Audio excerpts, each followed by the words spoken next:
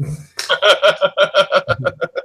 guys, we are live. So for those listening at home, welcome to the Live from the Sword Coast podcast. My name is Kevin Madison, and I will be your friendly dungeon master. Can I get the core book? Sorry, I need that, Steve. Today, we are going to be continuing our campaign of Shadow of the Demon Lord. We are playing through the campaign that's set out in the Tales of the Demon Lord supplement. So if you plan on running that or you plan on playing that at some point, this will contain spoilers for that campaign. So fair warning. We're also trying something new tonight. So I'm going to switch over to the sharing screens thing right away because that's just going to be easier. Where is it here? Voila.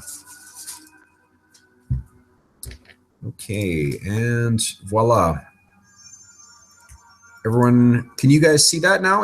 Or Jeff, I guess, can you see that in the Hangouts? Yeah, area? I can. Awesome. Okay, cool. So what we're going to do here, Jeff, is start by creating you a character. So Cool. Shadow, have you had a chance to look through any of the material at all, or are you coming in cold? I haven't looked at it really.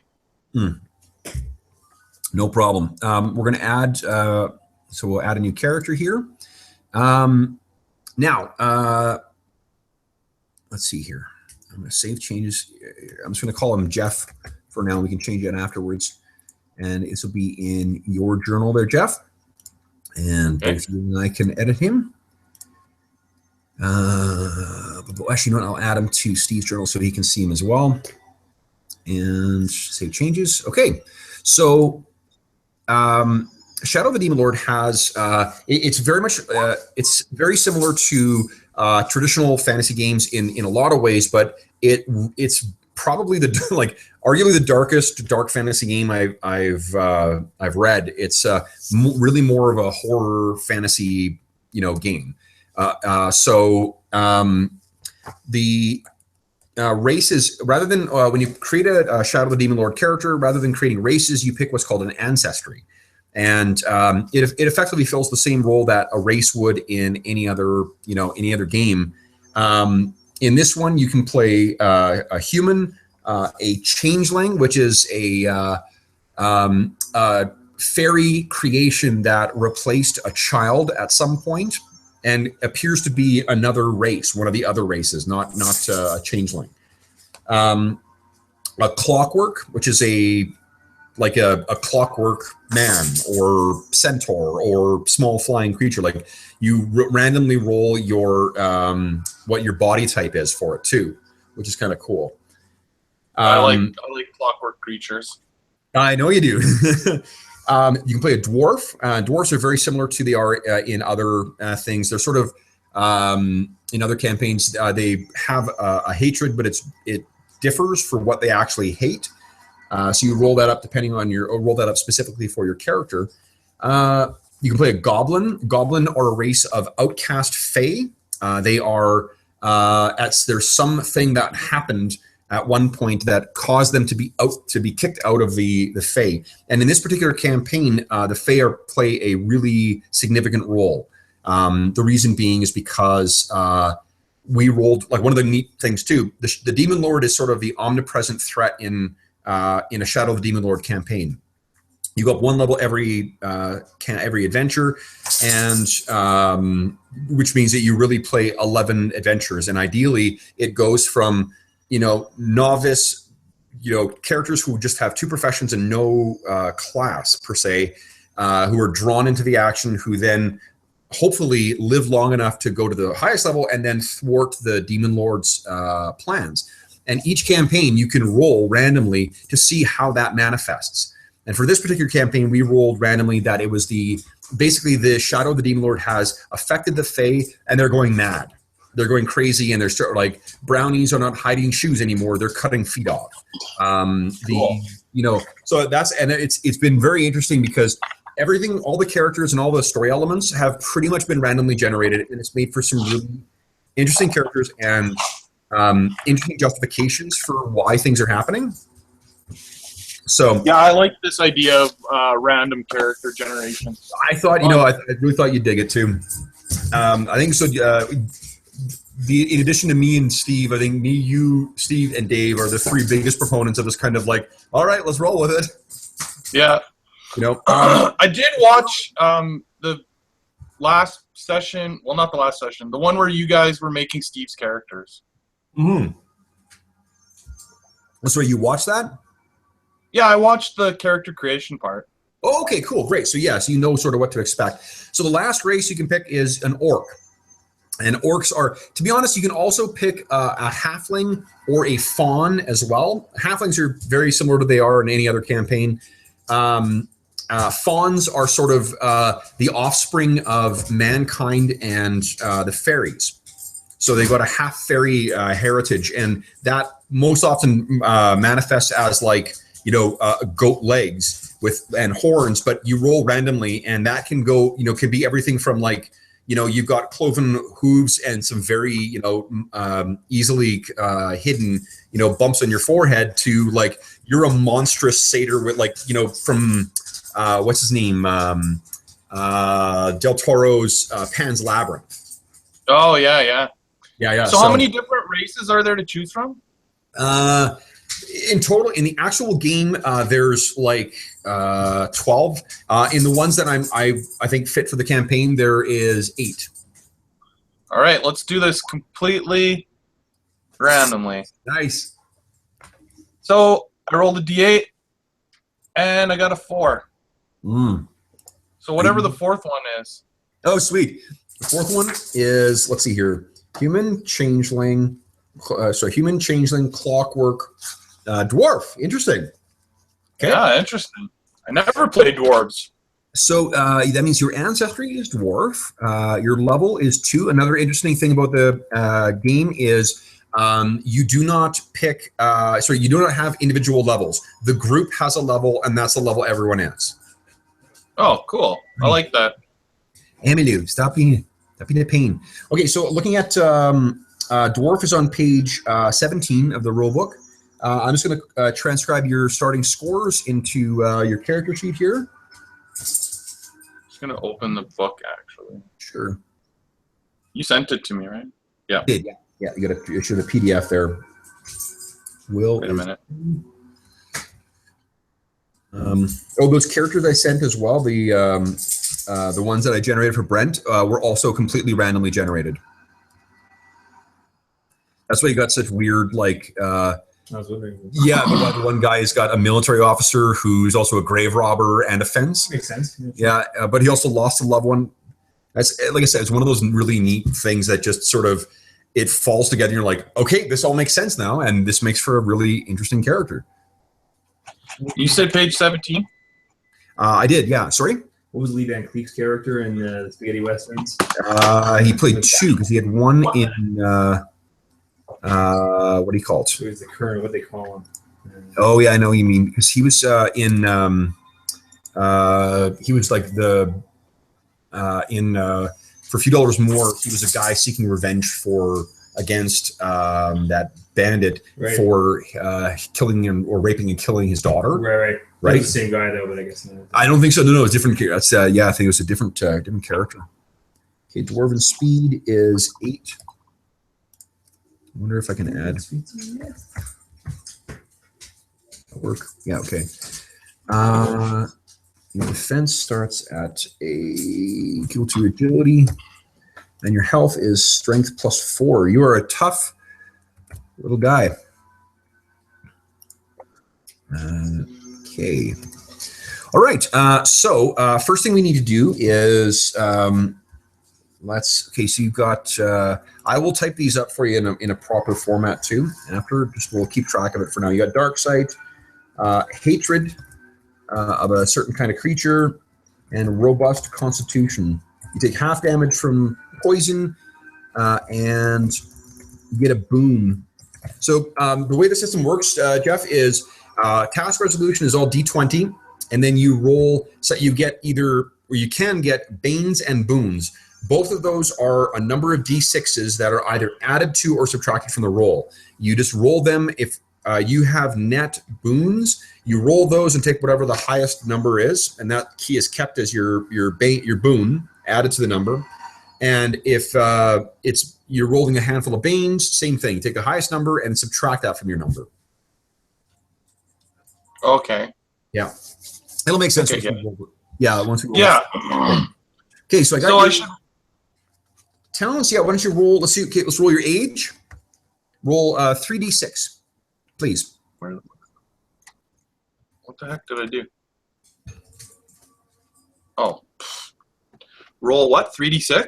3d6, please. Yeah. So I just typed 3d6 in this window, right? Yep.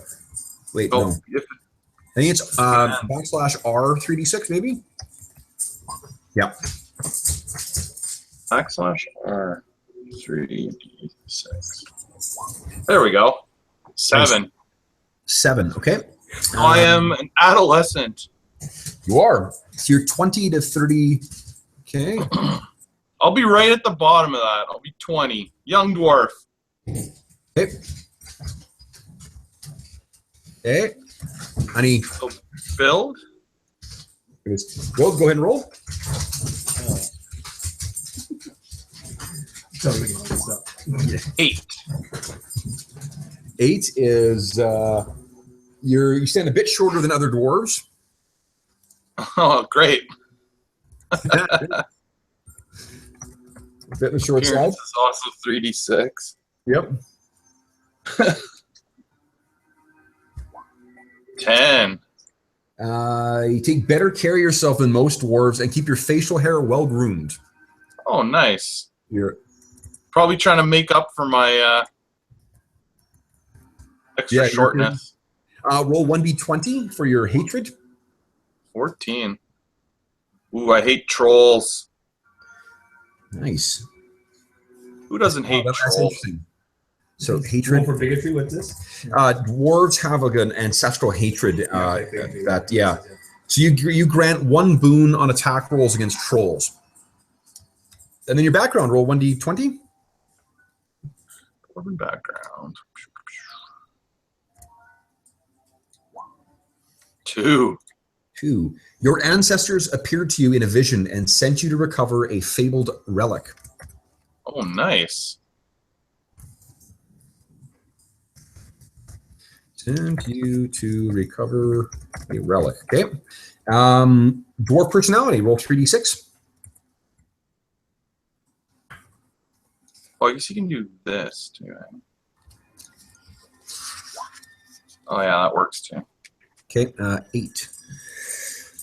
You believe your other people covet your wealth. It's your duty to protect what is yours at any cost. They want my money. Maybe I'm from a very rich family of dwarves. Well, so you want to recover the relic and keep it. Right. Should I, where is it? Wealth. Here we go.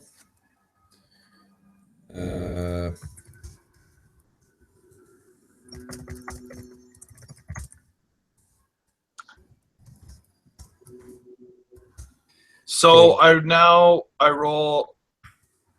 a d6 for a profession. Yep, a d6 and then a d20. Okay, d6 is You type something there, Steve-O? 3. Okay. I am a criminal. Nice. So roll again. Hey, so am I. On a d20 this time, right? That's right, yeah. Criminal, grave robber. Nice. Oh, wow, I got a couple of those. So you were really looking quite hard for your your ancestors' things in other people's graves, maybe. I'm pretty sure it's buried somewhere Nice. in the wrong grave, and I am gonna find it. Roll for your second one. So I roll another d6. Mm-hmm. A 1. 1. Academic. And roll again. Okay, that kind of makes sense. So d20. 14. Occult. Interesting. Whoa. Grave Okay. occultist. Oh, yeah, that makes sense. Now roll 3d6 for your wealth. This is your starting wealth. 15. Comfortable. You live well and make enough to make a living. So you comfortable gets a dagger, a staff. Let's type it up into your character sheet here. No, sorry, a dagger, and then either a staff, a club, or a sling with 20 stones. You're going to get money as well. Like you're going to get about 6 gold pieces to spend as on top of this stuff. Okay. But is there one of those that sort of strikes you as, you know, most relevant or most interesting? I think that I will have a staff. Staff? Okay. Actually, yeah, maybe on the end of the staff, it looks like an ornate staff, but it's actually kind of it's a shovel on the end. Nice. Yeah, works for me. For sure. So I'm going to put down staff, half shovel. I'll say shovel staff. Shovel staff. Yeah, shovel staff. You got to always be ready to dig up them graves. Long absolutely. Shovel. Clothing, backpack, Shovel. cloak, week of rations, water skin, coil of rope, tinderbox, 2 torches. Well, I think you got dark vision, so I learned how to spell torches. Ebus. 2 torches, healing potion, and a pouch with roll 2d6 for me. 2d6. 7. 7 copper pieces or pennies. Okay, cool. So that's who you were when you when life. One more thing you need to roll. Roll 1d6 and then 1d20 for me. This is your interesting thing. Okay. D6. 2. Okay. So table 2. Yep, and then 20. 3. 3. A tiny idol of a demon carved from green stone. Ooh.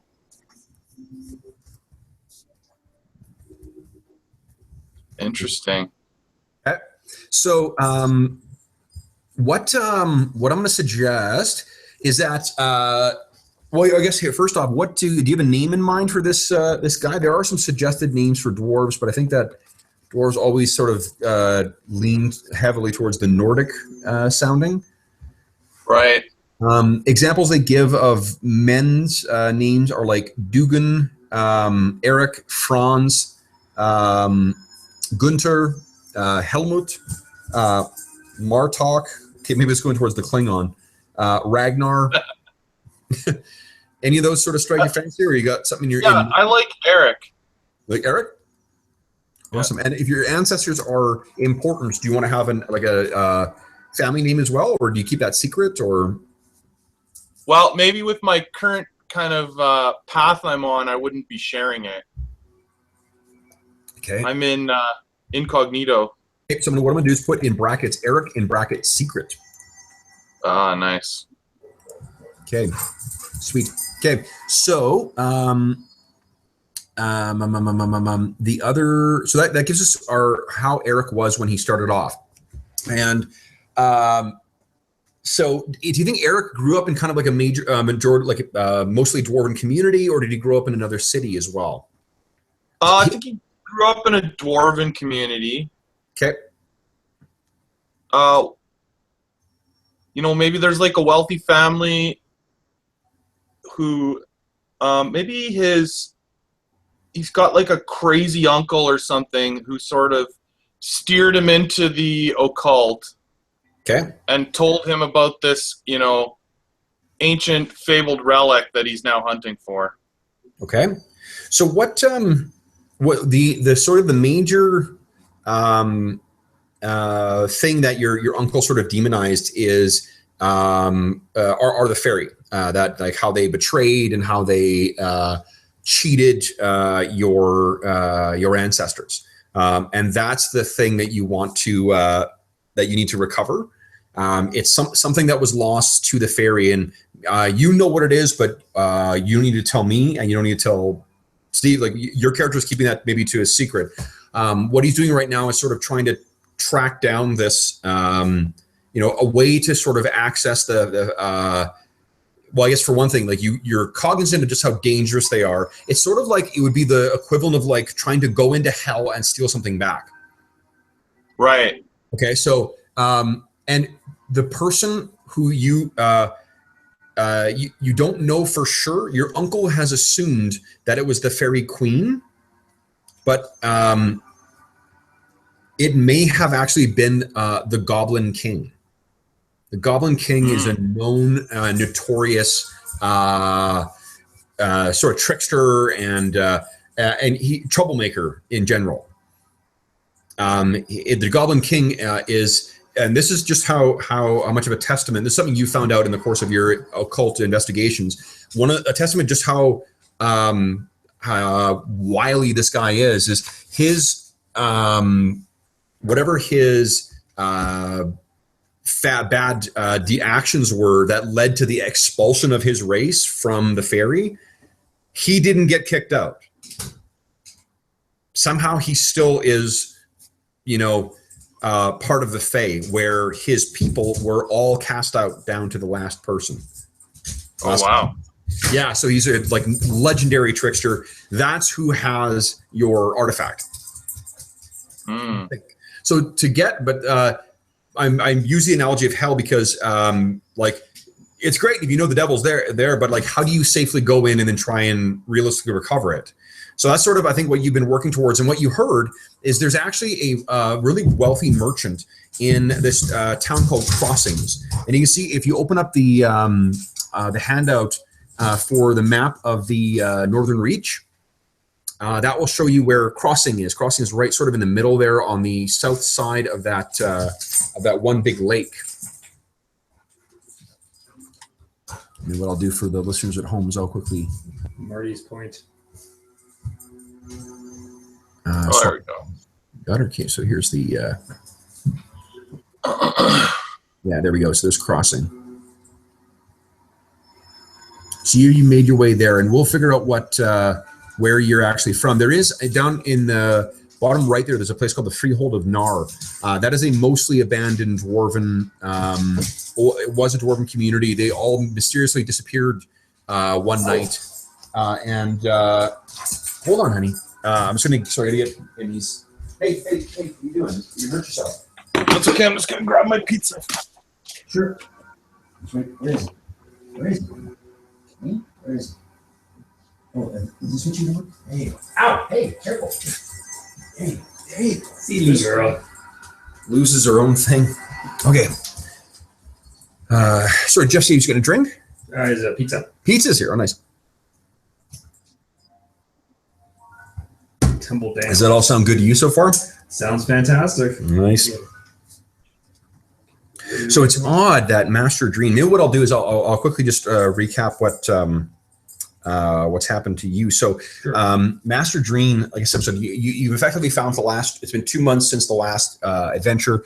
You found that your efforts to try and expand or pursue your fledgling adventurer careers has sort of been halted, right? So Junus is what do you call it? Has worked for maybe one or two caravans doing, or one or two merchants doing sort of like work that's closer to like labor work than it is like swords. Like, yeah, you can bring your sword, but I want you to move this box from here to here, kind of stuff.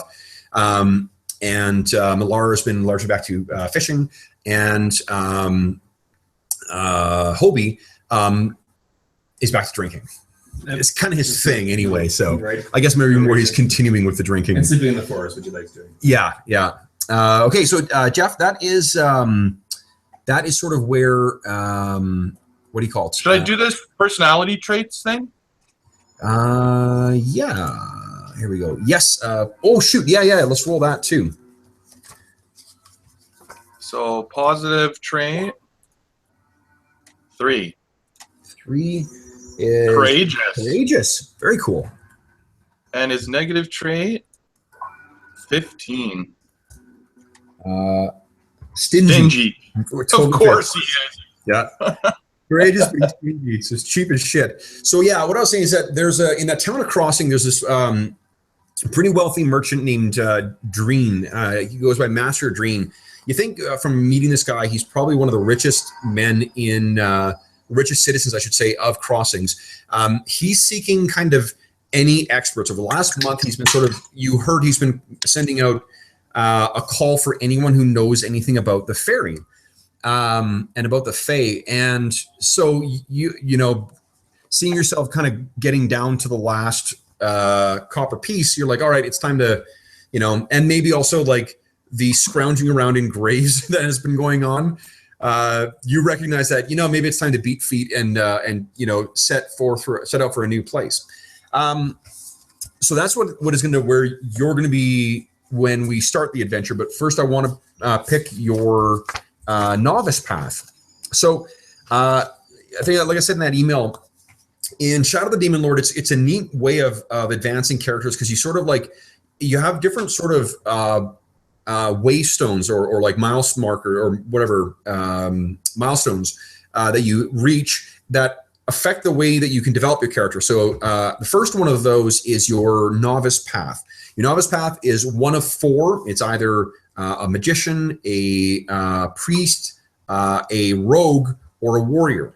And then that's where you start at first level, second level, third level. And sorry, it's the first and second level. Then at third level, you pick an expert path, which further specializes your character. And that can be along the same route as whatever you're going down. So like a warrior can become a fighter or can become a berserker, but you can feel free to take anything. It's a really neat, it doesn't penalize you the way that it would in like 3.5 D&D, where if you mix and match certain classes or certain classes with certain prestige classes, you were useless. You can play really like any one of those things, and it makes for a different character, not a less capable character. So I mentioned that only to suggest that your initial path down, down the route with your novice path doesn't necessarily dictate where you're going to end up. So what do you see Eric going down? Is he magician, priest, rogue, or warrior? I think he's either a priest or a rogue. Okay, actually, yeah, shit. So the two options there, rogue is very much like a rogue in any other fantasy role-playing game. Priest is very much like cleric. In your case, you would be a priest of the dwarven ancestors, and there's actually a special novice path for that. You bear with me a moment here. I'll tell you what that does. Because the dwarves don't follow the gods in this there is the old faith, which is sort of a collection of kind of like pagan style gods, and that's what a lot of the common folk worship and follow in the northern reaches, because you guys are sort of like at the northern end of civilization. There's the new god, or the cult of the new god, who is this prophetess appeared however many hundreds of years ago and started talking about this new god who sort of like is very much kind of like Christianity, and it's sort of took the empire by storm. The empire, incidentally, is fairly far to the south, but it has collapsed because there has been an orcish slave revolt that was kicked off when the new orc king Grudge strangled the emperor on his throne. Wow. Yeah, things have gone to shit down south. So and it's led to orc slaves. The orc are actually a created slave race. They were magically altered. Jotun are these massive giant race that lives way far to the south. They used to go out and raid. If you think of kind of like smaller versions of frost giants. Yeah, exactly. So the Jotun, who are these violent raiders, they captured a bunch of them, magically altered them, and that's what created the orc slave race, which was their laborers and their warriors and whatnot. So now they've got a bunch of, like, if you think of like the Spartacus revolt run rampant across all of the empire, right, that's what they're dealing with down south. Okay, so here we go. So there's New God, there's Witchcraft, there's the Honored Dead. Okay, so what you would get at level 1, so Priest would get this, Jeff, you'd be level 2 here, so you would get, you can recall the history of your homeland with perfect clarity, and you make challenge rolls to recall historical trivia about dwarves outside of your homeland with 1 boon. And then you would choose your spell selections from the battle, life, or rune traditions. And yeah, that's what the Honored Dead, the Priesthood of the Honored Dead. Here is a cool picture of the Honored Dead priests there. So, do you think he's more priest leaning, or in a meta game kind of way? We don't have a rogue in the group. Okay. I think he'll be a rogue. Be a rogue? Okay, so you're not thinking about it. The priest is too much commitment for him. Yeah, nice. Okay, so at first level, you just get some auto things. You get +1 to 2 of your attributes.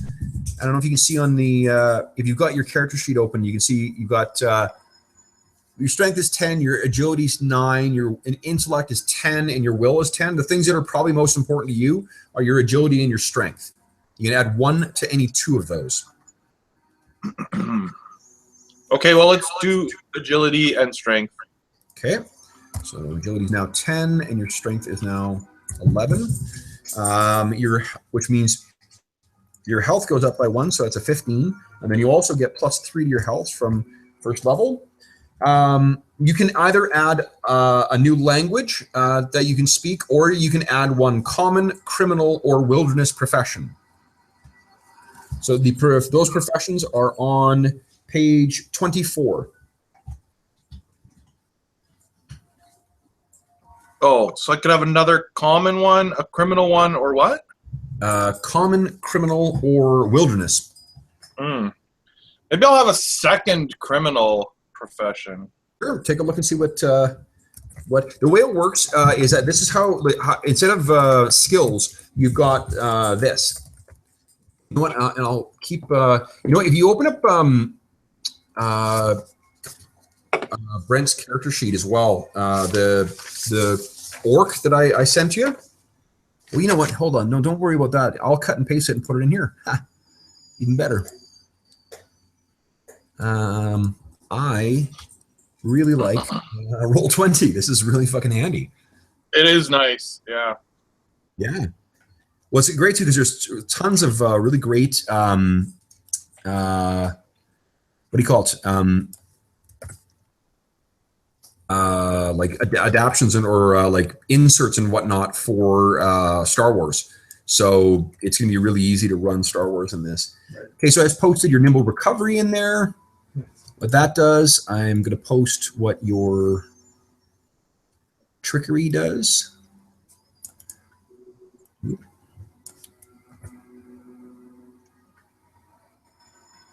Where am I here? Add my ability in here. So now, am I supposed to be selecting this time what my criminal profession is? Yes, you are. Yeah. Or am I supposed to roll it again? Okay. No, you're supposed to pick it this time. This is a chance for you to have some control over that. Actually, yeah, Steve. Did I send you the a PDF version or a Word version of your characters? Find out. I can here. Let me make this easy. What I'll do is I'll flip you. You sent me a PDF. Okay, let me. I can copy it though. Oh, can you? Okay, great. Yeah. Oopsies. Just cut and paste into the. Yeah, cut and paste your powers in. Sure. Shit. That's awesome. And there aren't pre-programmed ones. Everything that's listed in there for talents, pretty much you could cut and paste that whole section if you want. Okay. Because that's got all the rules you would need for it in there. Okay, sorry, Jeff. So the other thing you need to do. So did you pick your profession? Yeah. Which Burglar. One? Burglar. Nice. Sweet. Love it. We need one of you guys.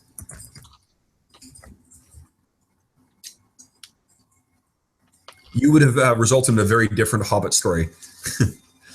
Okay, Okay, so now, and then at level 2, you gain another +3 to your health. So your health is now 21, which is pretty good.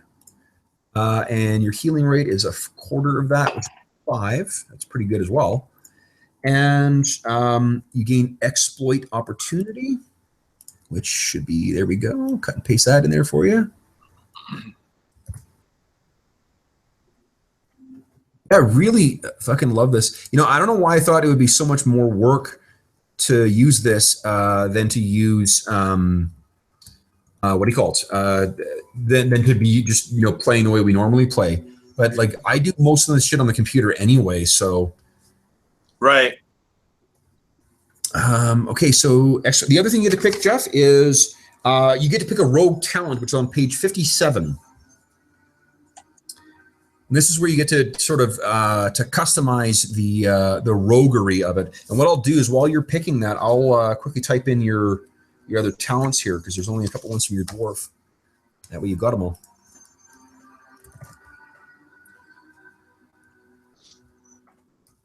Just have to wait for the PDF page to load. Sure. I don't know what it's doing.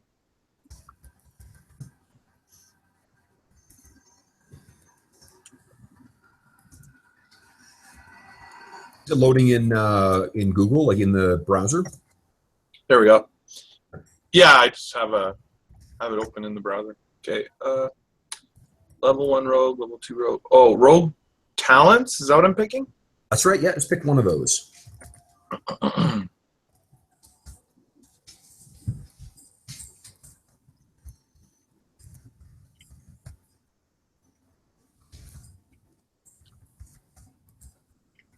Sweet. And you paste it into the chat. Is that what happened? Right, good to know. All right. So we know what your powers are. Good. All right. Now that you know. Okay, so that's done. And then dark side. Oh, which I can cut and paste from one of the other dudes who has dark side already. Sweet. Yes, that's right, because he's dead. Oh yeah, as sort of advertised, Jeff, in our opening adventure, one of the player characters died. Yeah, in good old fashioned Madison fashion. Yeah. He died. Yeah, you guys will never let me live down those fucking spiders. Spiders, yes, in the swamp. That was good. Yeah. The one and only time. Way to pick a monster there, Gav. The one time I was like, oh, we'll do something old school and do a random encounter. Turns out random encounters do not work in 4th edition D&D. Because it was a difficult encounter, and then it got even more hard because they were all surprised by it. So that's twice I've done it. I've done that with that one, and then remember the first encounter you guys had with a drow? Yeah. For the bog hag with all the chewels, those big crab things, killed every single one of the player characters. That's why I have nightmares about crabs now. Yeah. Okay. I think we need to make some more coffee as well. I'll do that in a moment. There's more. I think top them off. Is there more? There's more. So But we'll make more. love it, love it, love it, love it. Okay, so does one of those jump out at you, Jeff?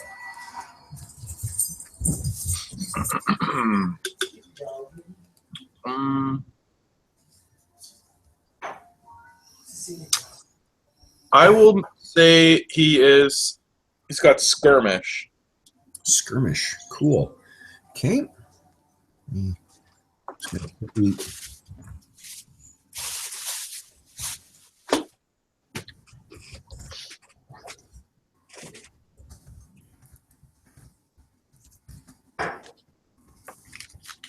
Okay, so when you use your skills, if there's something that you can think of that you're trying to do that would somehow involve your skills, you get to add a D6 to it. Oh, so you get to add a boon to your roll. The other thing is, oh, thank you. When for combat rolls, obviously are usually against either the defense or some other number, like if you're doing something, trying to knock someone down or trying to disarm someone, it could be against a attribute. But for challenge rolls, which are just like effectively what skill checks are in this, the DC is always 10. So anytime you're doing something that's not combat, you're always just going to roll against a 10. Okay. That's the intellect.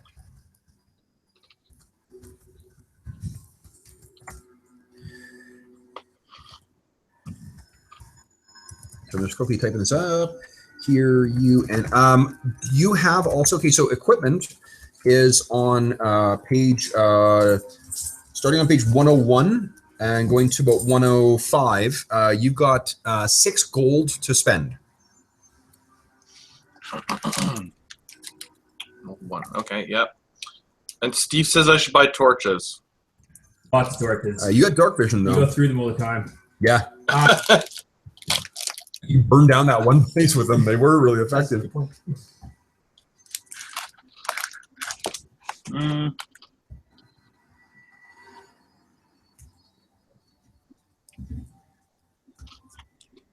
God damn it. I just started typing up the wrong thing. Yep. Okay, so what about some armor? Yep. So maybe like some... You see there's requirements on there? Okay. So, oh, I see.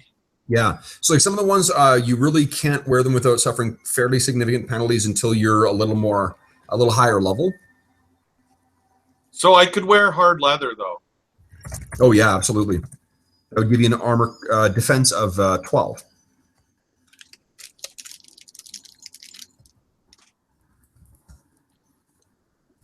Oh, or maybe the what is this? Brigandine? Yeah. Oh, nice. So you see, Jeff, what was that? The Brigandine? What's that there? It's like a long coat. Yep. Okay. Greaves for your legs. Yeah, that sounds cool. That gives you a defense of 13, right? Yep. Okay. So your defense is 13 now? Okay. And it costs 5 SS. Silver shillings. There are 10 silver shillings to 1 gold crown.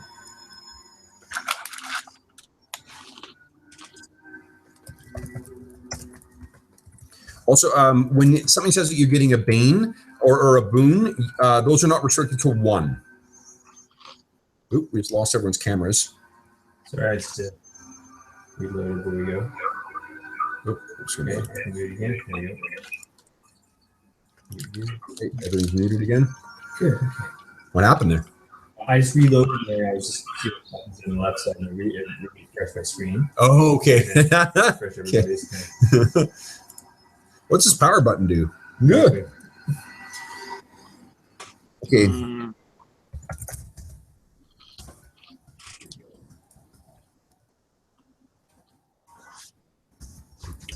A staff is not a bad weapon to use. No, it's not horrible. No. You got your powers all set up here, so... yeah, I don't know if I would need anything else there. Okay. Weapon-wise. No, and your agility is only a 10, so you can't use any of the swift weapons yet. So you're going to want to use a basic weapon to get advantage of your... Oh, no, sorry, I'm sorry. Your trickery is with anything. It's not restricted. Backstab is restricted to swift weapons, but you don't have backstab. Yeah, skirmish. Okay, then what I'll do, if you use your staff, I'll add that to the... oops. Oh, okay, it's giving me a... I've got your size listed as a 0, but that's a half. It's a fuck up on the character sheet. You can't list it as a half value. Okay, so let's see. Oh, okay. Staff uses strength. Oh, honey, it's okay.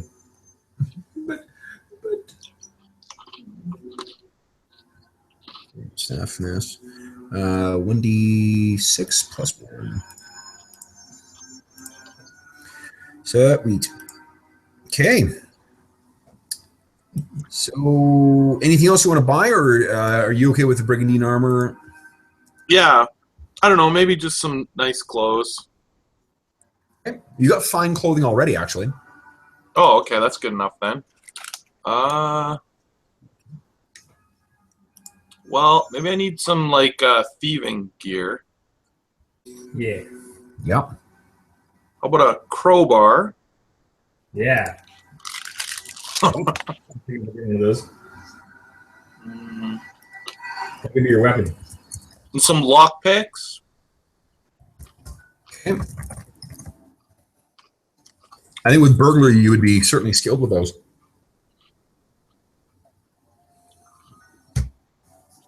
That sounds good.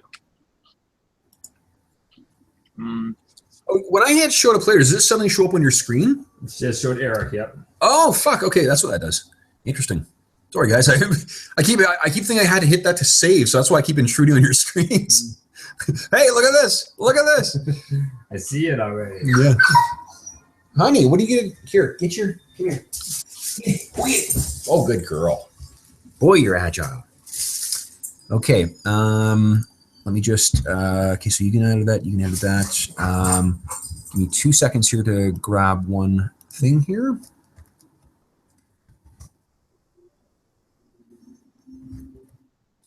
Let's see here. Oh my gosh. I think I got a pretty great Oh yeah, that's a great image. okay, sweet. I like it. Okay, let me go back in here. Maybe I should buy a little sword. Yeah, really? Okay, where is it here? Dwarf. I have this running joke with my assistant where I just send pictures of pugs to her to communicate what I want her to do. So we've got this. It turns out that another one of these sort of universal constants that kind of makes the world function, such as like anything plus Batman equals better, is pug plus anything as a search thing turns back awesome results.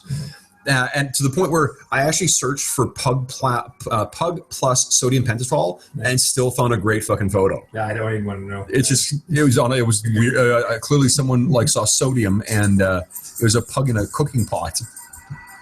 Nothing worse than a dishonest pug. Dishonest pug. Tell me what you know, pug. Where the hell did that image go? Where did he go? Where did he go?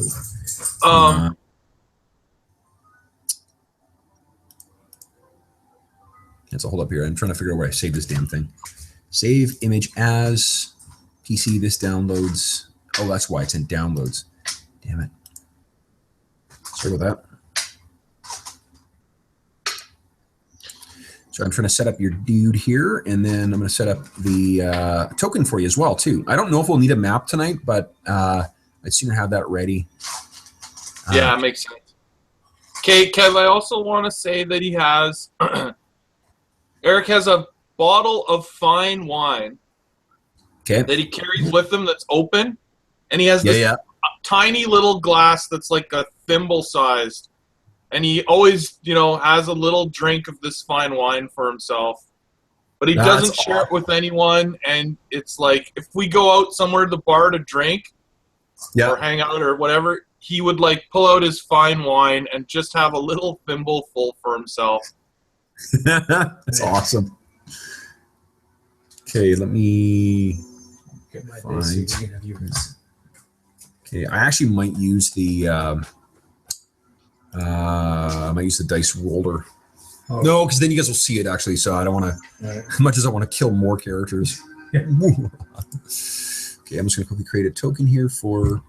There we go. Okay, and edit. Oh, and how much was this sword? Use this time to do a little mental preparation, a little light meditation. This is defense, yeah. Because things are about, if the music hasn't told you, things are about to get dangerous. So we hope he likes it. Okay, sweet. So Eric's got a token now too. It's on display where I can actually, I'll move you over here. Okay, so you guys should be over on that screen now. And Jeff, you should have control over that as well. Oh, maybe not. Hold up. Let me... Surround him. Is there a small sword somewhere? Hold up here. Oh, yes, there is. Hold on. I'm going to default control for you here. Oh, there we go. Small sword. Oh, yeah. So you should, I think, Jeff, you're able to move him now, right? Let me just go over to the map. Is there a way to minimize like your character sheet or whatever, but not close? Just click on the X. It'll close it. Okay. You can just reopen it again. Yeah, if you can keep the tab. I can move them around. Okay, you want to see something else neat? Yep. Hold down, pick like an empty spot and hold down your left mouse button. Oh yeah, okay. And see how it's color coded too? Yeah. Pretty cool, eh? Yeah, so you can indicate like locations. Absolutely. Okay, so I'm going to move us back to main. Whoopsies, main map here. Okay, and maybe what I'll do is I got more coffee and we're good to go. I'm going to grab the copies of the. Oh, you need a sword. Hold up. Yeah, just a small sword. Sure. It says requires strength or agility 11 or higher. It just does 1d6 damage. You can actually have a normal. Okay, the small sword. Oh yeah, 1d6 agility. Or yeah. Okay, cool. So small sword. Let's see here.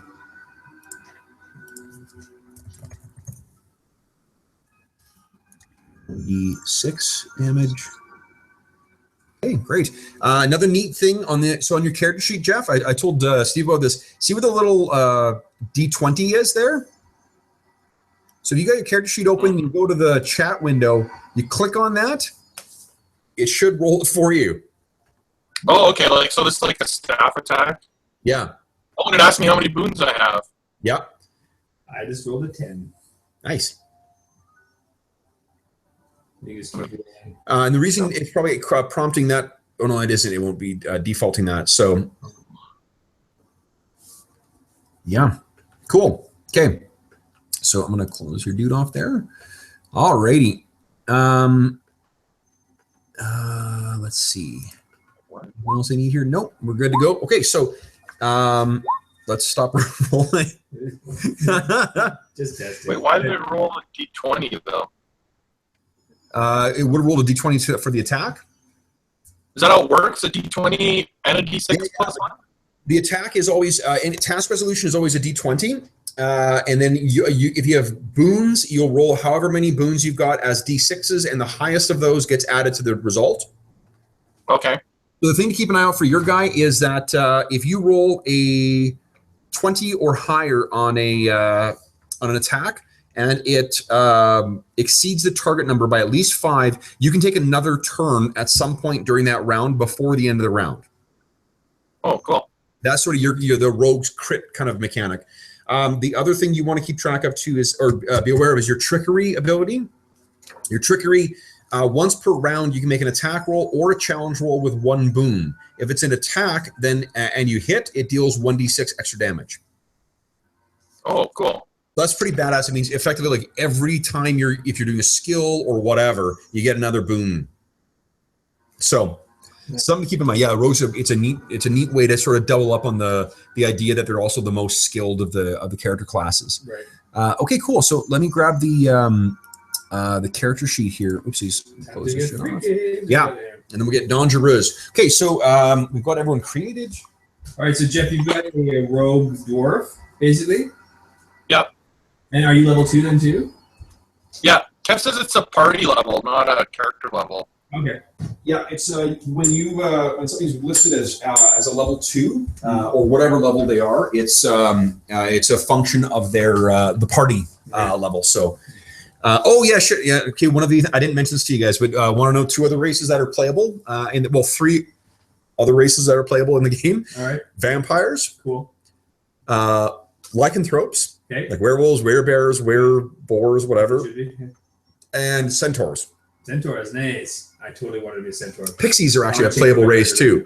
I fucking hate pixies, so I don't have them as a player race, but because the idea of playing when they've only got like Yeah, they've got like minimal health, so they're kind of like they can stay invisible, and that's sort of their big signature ability. So okay, so where we last left off was our trio of novice adventurers: Junis, the Clockwork Warrior, Millar, the Dwarven Technomancer or future Technomancer, and Hobie, the priest of Revel, the Laughing God. Were hired by a rich merchant named Master Dreen, a guy who originally comes from fairly far to the south. He is one of the most populous, one of the wealthiest people in the city of Crossings. Crossings itself too, Jeff, because you don't know, you can see from the picture sort of what how down and out some parts of Crossings can be. But one of the things that is sort of a difference in that is, let me swap us over to the Crossings map. Now you see around on Crossings here, I'm going to do my little ping there. Each of these things here, these are these 30-foot tall or 30-meter tall perfect white spires that are actually signature are clearly constructed by the Fae. Before the coming of mankind to the Northern Reach, the fairy had free reign over the regions out here, and you don't have to roll for this, Jeff. But what you know is that Crossing actually, it's thought that it was a fairly major center for the Fae.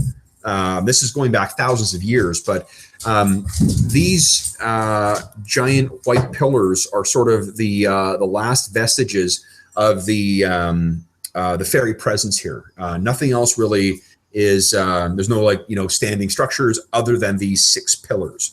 So even when you arrived, Eric, you're sort of like, this place clearly has at one point had a fairly strong connection to the Fae. But unfortunately, this is how the majority of the people residing in Crossing see it. Its life is cheap and short. There is one neighborhood that is devoted strictly to manufacture. You can see it's actually called Smokestacks. You can see in the background of the picture the billowing smoke coming out. And for our 3 heroes, life has not been great. And where our scene opens is with Millar. And Millar is back where she was living and working before. This is amongst the dwarves. Recall that she had been impersonating a dwarven engineer working on some major project. And she's back working and it's assembling some component for an enormous clockwork project that their people are working on. You can hear other dwarves kind of muttering and diligently working away in the workshops. It's there's a heavy kind of like sooty presence in the air, and you're carefully wearing your gloves to avoid touching any of the iron and spoiling your identity. You have your big work goggles on as you're sort of like soldering the last bit of pieces to get to get assembled. And then sort of you notice once you sort of finish off what you're doing, that there's an absolute hush that has fallen over the workshop.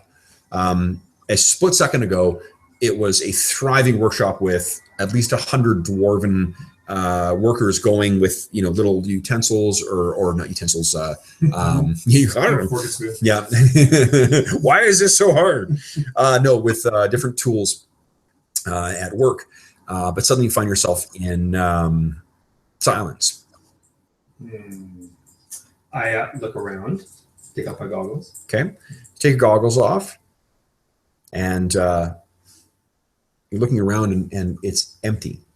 And even like the background thrumming of the beating of metal in other parts of the workshop, and the crack or the roar of the blast furnaces that were heating the metal to be poured. Silent as well too. Silent as not to why not steal a cliche, but silent as a grave. I'm a little suspicious. I'm going to use a little sense magic. I can see what's going on. If I can sense Well, you recall that this back when you worked in the workshop, you did not have that ability. So I shouldn't use it. You cannot. You did not have that ability until a couple months ago. Oh, I see. This is a time for. Yeah. Got it. Okay. Well, I wonder what's going on. I don't see any clues. Did everyone leave? Is it lunchtime? Did I miss the bell? It's as if suddenly you're alone. You suddenly hear the sound of a clopping, like a clop, that echoes throughout the cavernous workshop, like the sound of an enormous oxen bringing its hoof down on the concrete floors or cobblestone, I guess. You hear again, clock. Do I know where it's Sort of. Could you make a perception check for me, please? I'll give you a boon on this as well too. Boon, proceeding. You just take a look. If you want to roll there, you can also roll. I like the thing. Okay. And I got a 12, and my perception is a 12, so that makes it 14. Okay. So you sort of look, and it's actually coming from effectively across this workshop. This thing it sprawls out.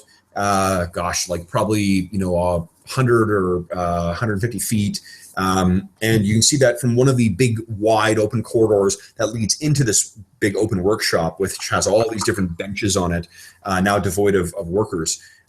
There's a glow, like as if someone's carrying an enormous torch.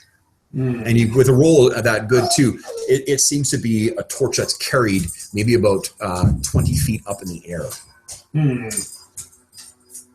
Ooh, Emmy. Yeah, Emmy. Ooh. Chitoot again? Nasty girl. Ninety. Nasty. Woo! Chemical attack. All right. I can't really steal the identity of a drill or something to hide. Okay, well, I kind of take cover a little bit. I hide behind one of the tables or something. Sure. To see what's coming. Okay, so you wait behind the honey. Come on.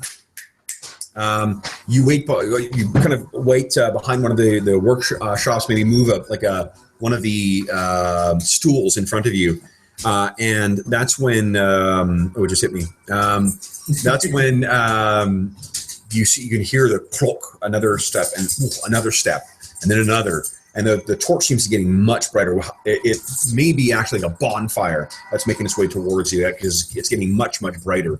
And then as you see, what steps in, I need you to make a fear check for me, please. So you're making a will save or a will check. Will check. Just against a 10. Just against a 10. Yeah. Let's rock. 17, 18. 18 is good enough. So you steal your resolve, and you and what you see step out is that. Oh my! There you go, Jeff. You should blow your thing up. I don't think you can do that. Whoa! So he steps out, and he turns as he breathes in, his whole the horns seem to like flare like logs in a dying campfire that suddenly have fresh breeze blown across it, and there's even that cinder sound or the crackling of burning.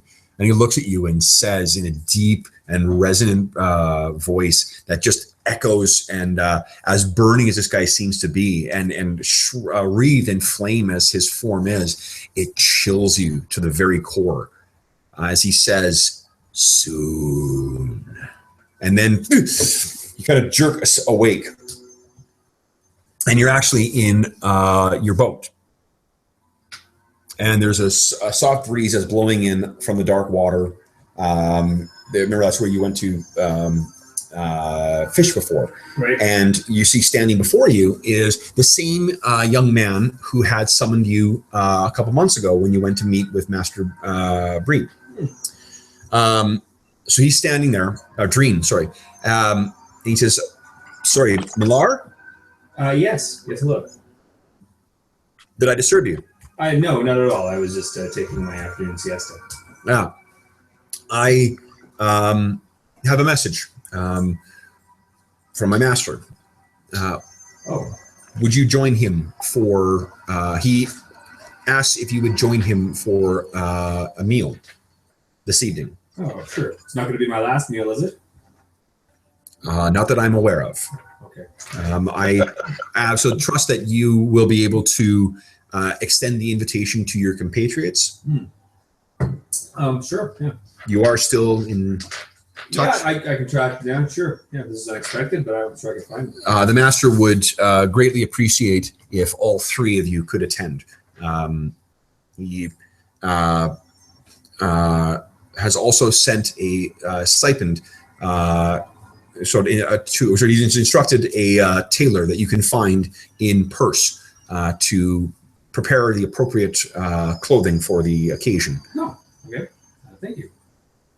So, and this has happened to actually, no, it has not happened to you as well, Eric. You actually still have fine clothing, so you maybe you don't need to get as gussied up as what these guys do. But yeah, so just as background, so as I said, in the last 2 months, you just have not been able to find work. And do any of you guys do you think have a background that would allow you to do like a streetwise type thing?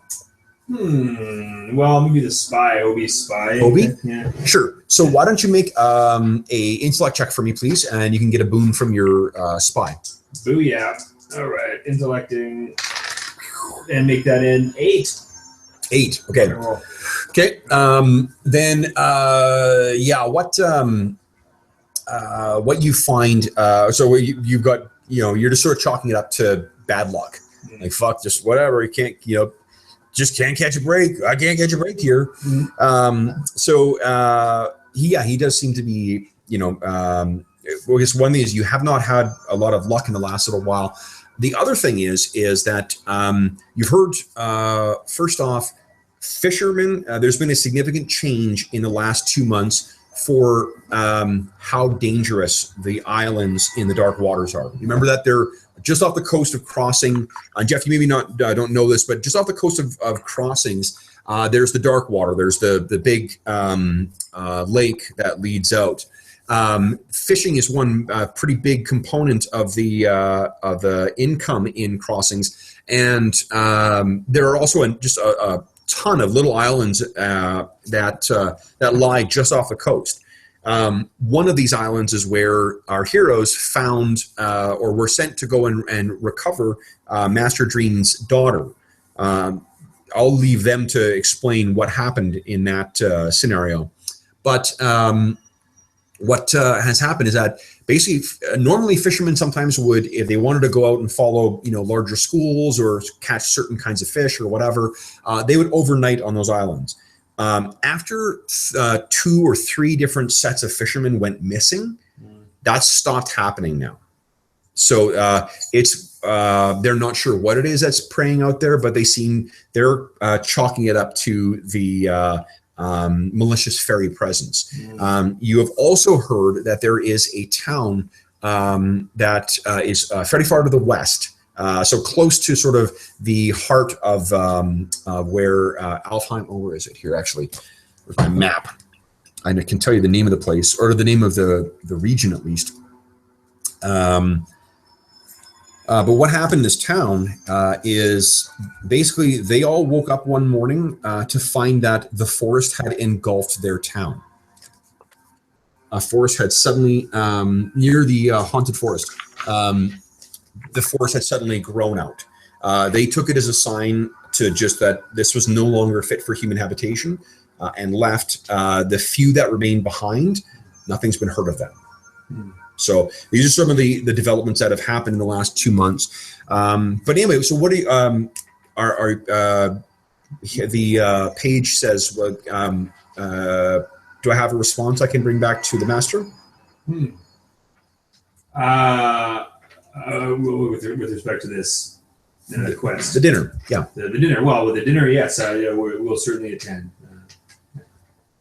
Wonderful. I will bring word, and he gives you the name of a tailor for, he does kind of a like up and down of you and says, and they will be open.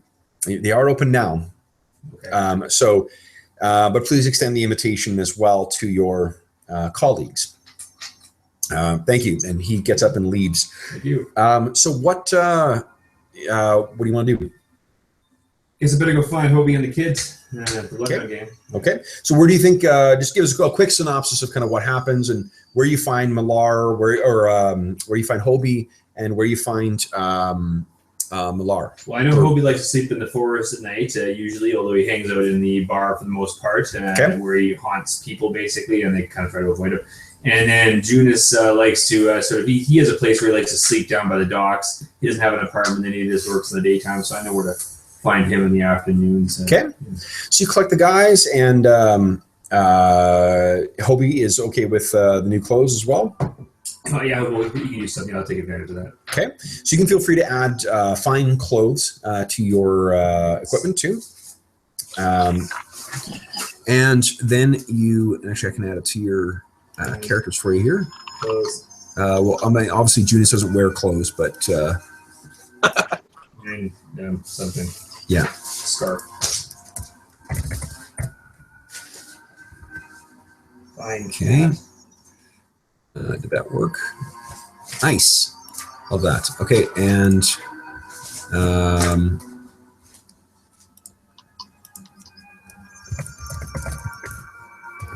okay. So you've got what do you call it? You've got your you stop by the tailor. The tailor sort of not so surreptitiously sort of douses you in perfume because Millar kind of Smells like she smells like fish. fish. Plus and Jeff, one of the things that we decided is that I shouldn't say we decided, Steve came up with, is that his Millar has this spell called augury, and to use augury, she's effectively uses the examination of fish entrails to do that. She carries a little bit of fish entrails with her, in the event that she needs to make a reading. Small problem. Now that's the one that's been changed with Epiphany back to the original on your list of spells. Okay. So Okay. she doesn't have auger anymore. Okay. Yeah. Okay. There. That's what she used to have. She'll have it again at some point. Yeah. That was a really, really cool spell. Yeah. There's other ones like it too in divination. Okay. Okay. So honey, what are you doing? Okay. Doofus. That doesn't sound good. Hey, what are you doing? What are you doing? I'm not doing anything. What are you trying to get? Hold on. What's under there? What's under there? What's under there? There's nothing under there. Here you go. Is that what you want? Yes. Good girl. So what are your character's hopes and aspirations, Jeff?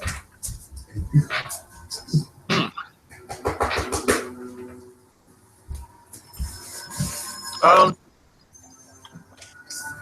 think he hopes to one day ascend to the top of his family's business. Okay. What is his family's business? String beans.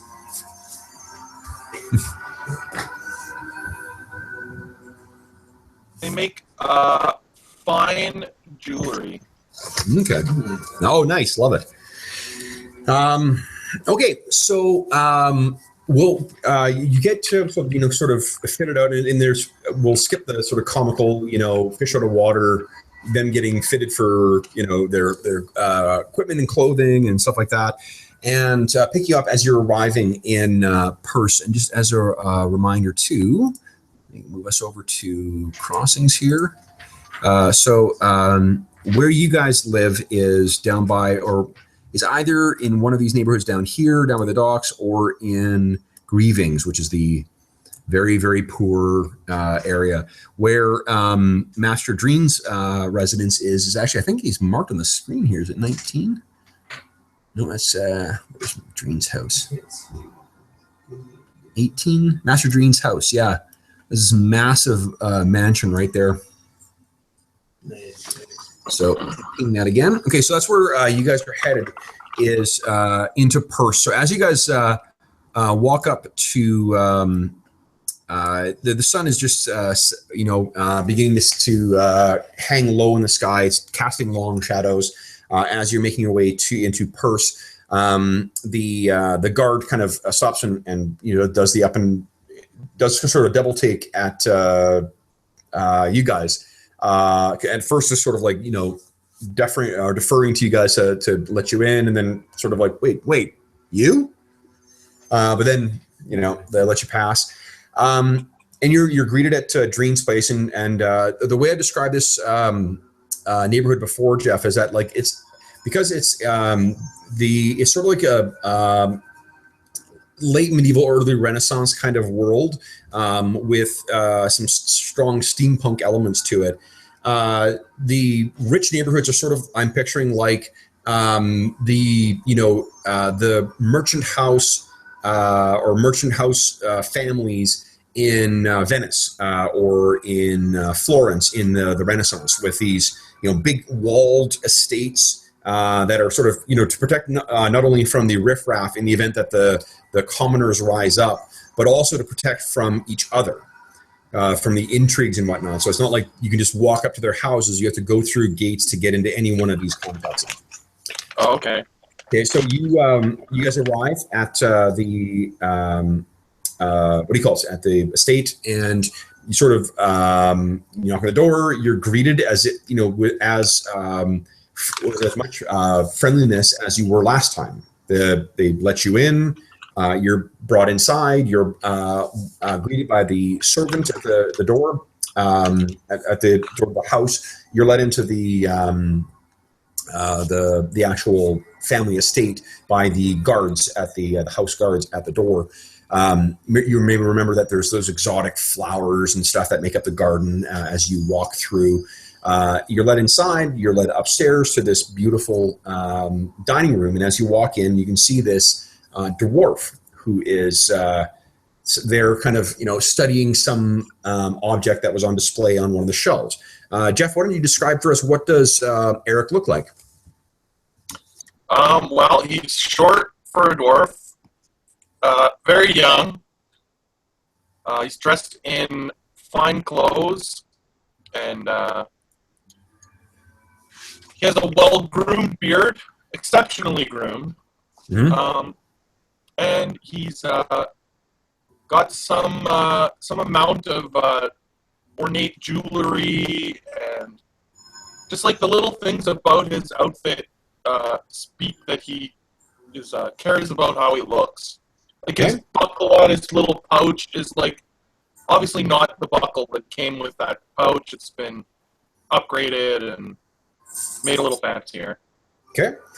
What color is his hair? What color are his eyes? He's got brown hair and brown eyes. Okay. So what you see is the three guys that we described. The way that you can see how the characters look in the on the character sheets. I think you've got access to the character sheets, right? I don't see Millar.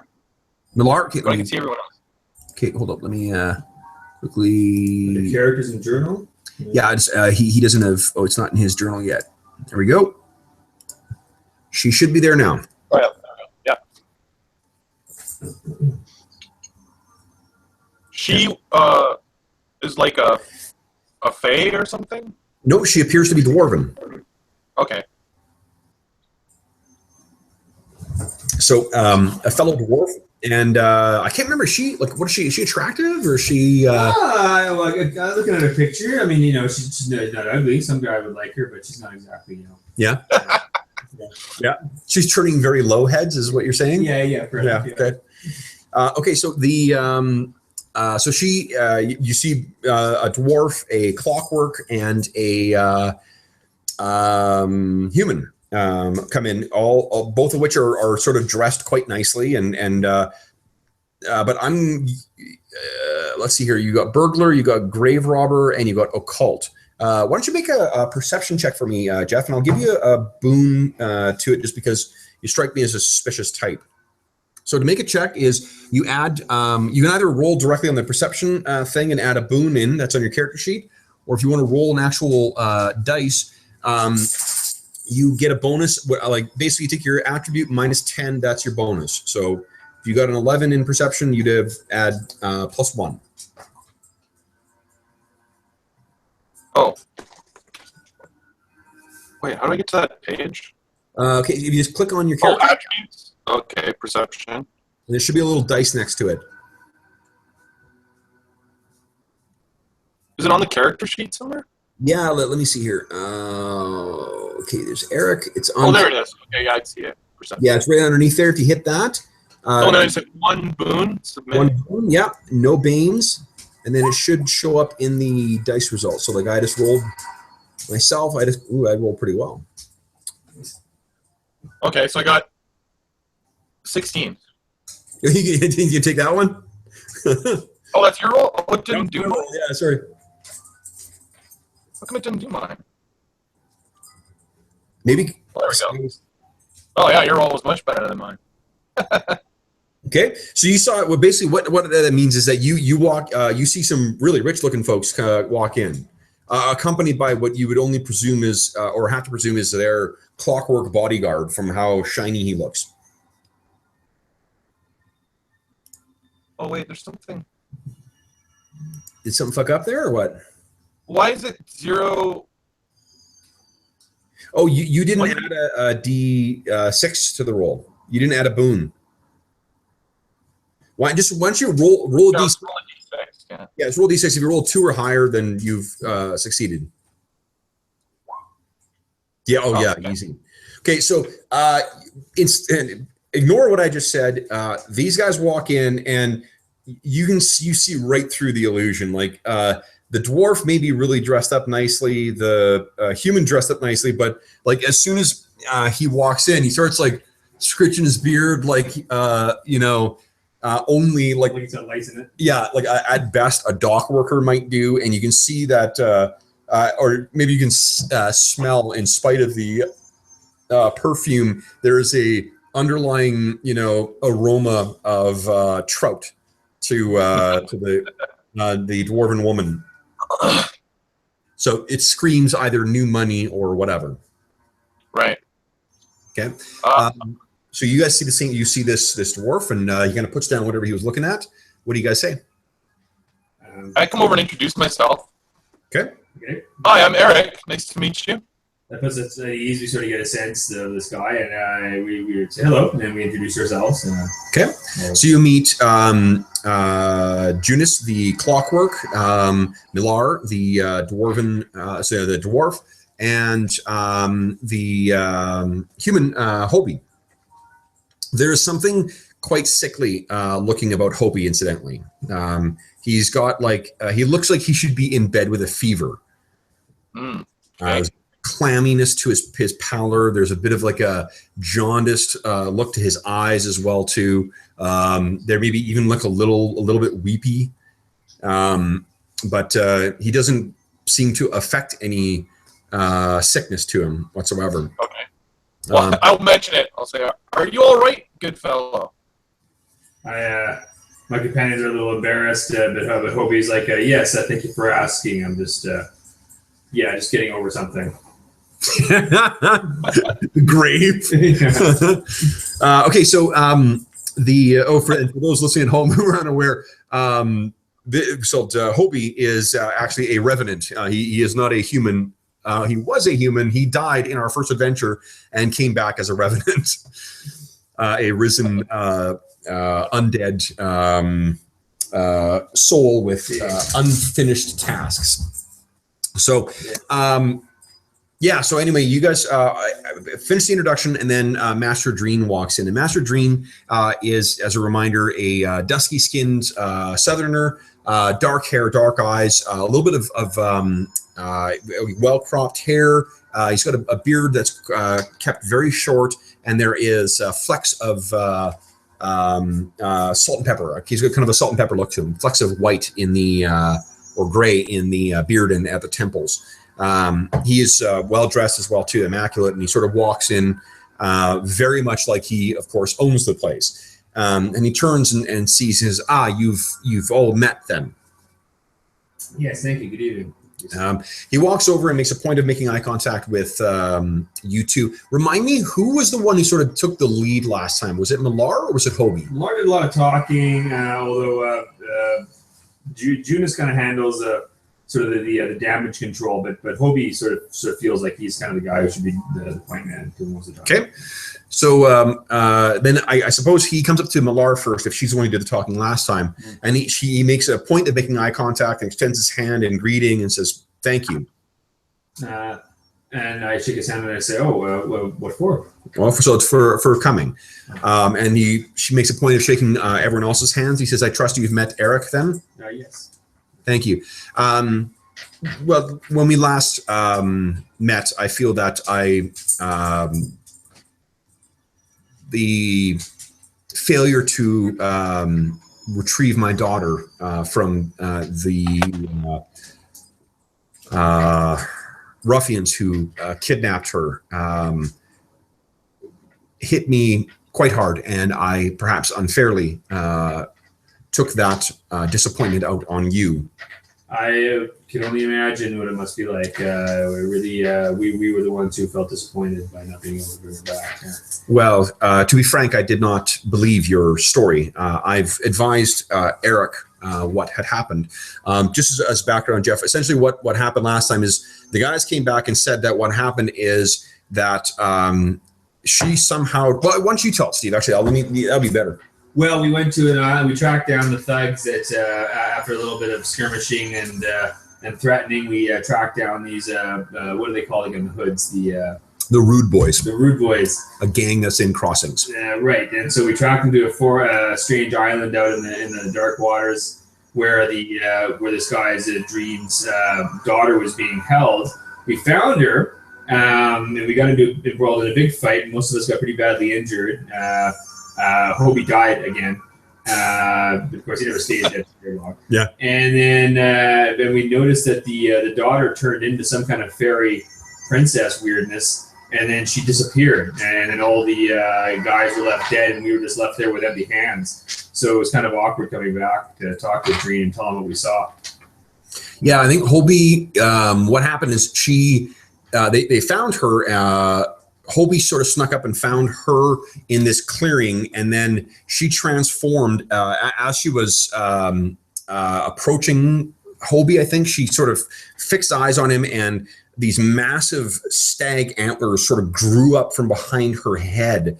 Her face grew longer, her whole body extended, massive claws like saplings stripped of their leaves stretched out from her hands, and her skin appeared to take on the appearance of like beechwood with a white and very fine grain inside. She came up to Hobie and then sort of embraced him by impaling him on her claws. There was a flash from the beach, a flash of light, which the other two guys saw from the beach. They ran up to this place and found Hobie on the brink of death. They saw that her tracks seemed to lead up to this old collapsed ruin doorway, which I can't remember who. I think Millar identified it as perhaps one of the fairy paths, a doorway that leads through to the fairy realm, thinking that she may have disappeared and may have... Oh, no, yeah, that's right, because she rolled awesome. She rolled a natural 20. Right. So she sort of was like, oh my God, it's this and this and this, and like had all this knowledge about it. She thinks that somehow she got infected or possessed by an aspect of the fairy queen. So this was, and that is something that terrified Millar. I don't think Millar still hasn't actually said to the rest of the group that she's a changeling. Everyone else thinks that she's a dwarf still. So you didn't hear that?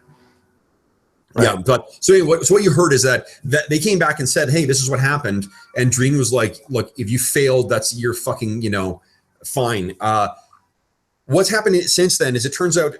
So what he sort of like asked you guys to sit down. Food is brought in, and what he just tells you is that once the initial frustration and anger at you guys was out of his system, he's not in the position he's in for no reason.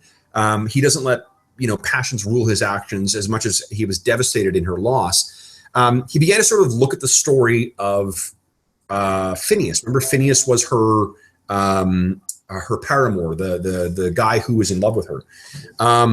Well, it turns out so that the more he thought about it, the more he thought, like, well, how the hell did this guy get? How do they know where to find her? How do they know? How did Phineas get away without being killed when they seemed to be quite happy to kill anyone else? So he looked into it a little further, and it turns out that Phineas was involved with a cult dedicated to the Fae. It seems that it was this Phineas, after much coercion, and you guys don't need to make rules to think that Phineas, if he is around, maybe short some fingernails or perhaps some fingers. But after some intense inquisition, he admitted that not only was she involved in some of the ceremonies that this cult was trying to pull off. They also he believes that they basically tricked her into being the vessel into which to try and coax a fairy spirit. So that's not what do you call it? And there's something also I should mention, that there are normally two different aspects to the Fae. There is the Seelie, which is like the playfully tricking and whatever else. And there's the Unseelie, which is the murderous and evil and malicious aspect of the Fae. The aspect that they were pursuing, or they were sort of worshiping, is the Unseelie. So because of that, he sort of managed to track down some other members of the cult. Dreen also apologizes because basically while he was still not not willing to like directly take out his frustrations on you three, he certainly was happy to tell everyone that they should, if they want to continue having business with him, they have no business with you. So the reason you haven't been able to find any work for the last 2 months is because Dreen has been actively blocking you. No, that makes sense. But however, he says that was clearly a mistake on his part. And he was hoping that this dinner and this a further opportunity to work for him might pay back some of that the deleterious effects of that mistake. Well, under any other circumstances, we'd be bitter about it. Well, what he's doing is he's retained this Eric chap to assist, because he presents him as an expert in the Fae. And Eric, what he initially hired you for, you thought like, okay, I'm going to get out there and start like kind of Indiana Jonesing it and searching through these ruins and kind of really digging into things. Turns out what he had you looking through was like hundreds of years or hundreds of year old manuscripts and scrolls and so forth that various cultists who sort of are seeking favor from the Fae have written. He obtained this from either Phineas's possession or members of the cult that he ratted out, that Master Dreen was able to get his hands on before word got out that the jig was up and they were all fleeing town. At least the ones that were part of Phineas's group. What you found is that there's actually what seems to be of particular interest to them is a possibility. There's something near this town called Hamlet, which is about town called Hamlet. It's not a city called Village. Yeah, it's a town called Hamlet near a city called Macbeth, which is, I'm embarrassed to say it, I didn't know. So this is a non sequitur, guys, but there's a great game. The one I mentioned before, Jeff, it's that Jason Bourne meets Dracula game. It's called Night Black Agents. It's from a line from Macbeth. Oh, okay. I had no idea. I've only seen Macbeth like 10 times. I know. Like it was honestly, like I've seen Romeo and Juliet probably more, but I've seen Macbeth more than any other. Maybe Hamlet more than that. Ones, It's the title of the game is Night's Black Agents, and I'm like, that's a really cumbersome fucking name. Like, why would you pick that? Night with a K or night with Knights with an N. Night's Black Agents. Okay. Night's Black Agents. Oh, yeah, and I'm like, that's just no. It turns out I'm a fucking idiot, an uncultured fucking moron. And Ken Hite, the author of it, is really fucking cool. So anyway, Gotta love when you're like, that's dumb. Like, no, you've got that. It's like Shakespeare. Yeah, yes. Someone's dumb in this. Just anyway, so Hamlet is the name of this town. It's about maybe about 2, maybe 3 days ride north of here, northeast of here. So not away from where the dark water is. They seem to think that there was some kind of possible connection. If there's any chance that this connection might lead to, so this is what you've pieced together, Eric, is that there's this thing there, but you're still, enough about the Fae to be leery of like leaping in without support or extra knowledge. So since you guys had some connection with the Fae before and were able to correctly identify what happened, what he wants is for you guys to track down this what they were looking for and see if you can't find it. This is a doorway to the Fae. He doesn't want you to go through, but that means it's a possible way to recover his daughter. Mm-hmm. If this is how you can save, what the fuck was her name? Candace? Candace. If you can save Candace, then, or at least find what her ultimate fate was. Things, Eric, you don't, well, let me actually ask this. Eric, would you be the kind of guy to sugarcoat things to keep your patron mollified or satisfied, or would you give them the straight goods? Because what you think is that if she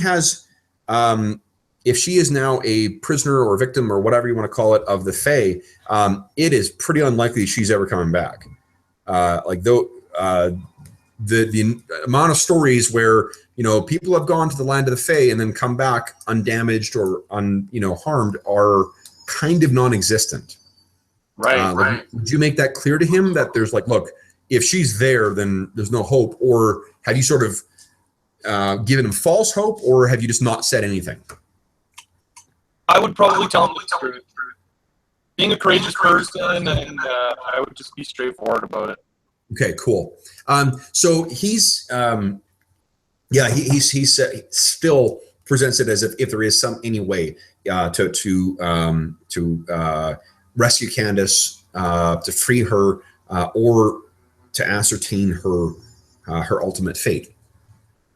And you see he's gripping the back of a chair quite tightly as he's saying this. I need to know. So are you, after my rudeness and the damage I have done to your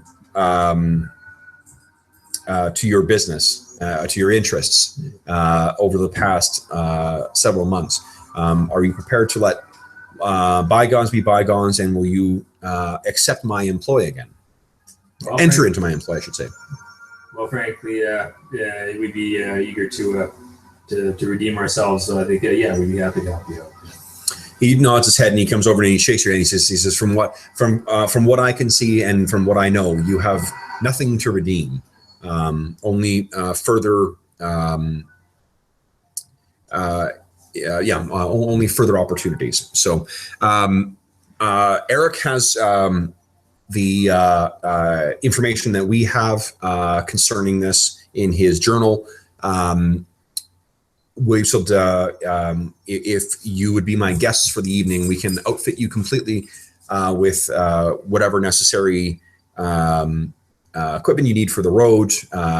And if you could depart tomorrow for Hamlet, that would be, with her gone, there is no time, I feel, to waste. Yeah. Okay. So, what he effectively gives is, if you guys like have about 5 gold crowns worth of extra spending money now. So if there's other stuff that you wanted to pick up that you didn't get, like a horse or mule or whatever, you can feel free to do that. Hard to take on a boat. I think you guys are probably, sorry? Hard to take on a boat. Hard to take on a boat. Oh, fair enough. Yeah. Oh, you could stable it though somewhere in here. And I think it would be a pony for the dwarves, because the dwarves are actually only about 3 feet tall in this. Mm-hmm. They're really quite small. They're not like D&D where they're effectively kind of like, hunched over humans. Right. So, but yeah, so, Eric, are you okay with that? Yep. Yeah. Okay. So if you guys, if there's, unless there's anything else you guys want to, that you guys discuss or any plans you want to make, then we'll skip to the next day. Let's do it. I went shopping already and got my stuff. Okay. So the next day comes, and I'm gonna move a lamp over here because it's getting a wee bit dark. Oh boy. Nice. We grab the water. Sit down, honey. Okay. What is plugged in there? Nothing is plugged in. Okay. Well, I used to be Jaden's spot, hey? So. Yeah. All this stuff was. Yeah, set up in there. So that was his gaming station. That's right. You want to lie down, sweetie? Lie down. Good girl. Oh, what a good girl. Come on, sweetie. Okay. Good girl. Good girl. You need a kiss? Okay. No? Okay. Okay, so you guys, next day comes and you guys pack up and head out to the town of Hamlet. It'll be, there's probably going to be, there will be small towns that you guys will be able to stop off basically at each sort of day's journey away. So you won't have to stay at like any roadside, because Crossing is a fairly large town. You can kind of like, I picture right along the coast of the Dark Water, excuse me, as you're making your way up, and then, kind of turn inland. I am going to grab another glass of water actually too. Excuse me. Do you want anything more, Steve? So where exactly are we heading? Excuse me. Goodness. I forgot this. Do you know So what's that, sir? where we're headed to? I think we're going to the island, aren't we? No, a town. Oh, okay. Well, the town called Hamlet, right, sir? Why you going to the island? I thought we were going to go to investigate the Fedor again. No. It's he wants you to go to Hamlet. Right. The notes there Right. seem to suggest that there was something that they were looking into at a town called Hamlet. Okay. Oh, right. Yeah. Investigate Hamlet, the town of Hamlet.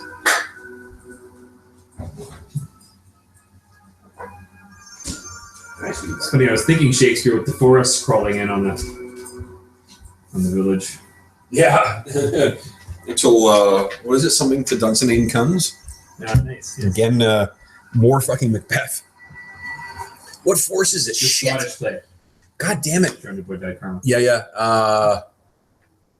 God damn. What's the name of the forest in it? Oh. Do you remember, Jeff? It's until something forest to Dunsinane comes, right? Like that's the. Yeah, right. I just saw it. You know, okay, I guess I'm gonna Google it. Must know. And it's, as soon as I find it, it's gonna spring to mind too. Stupid thing. Okay. Dunsinane. Here we go.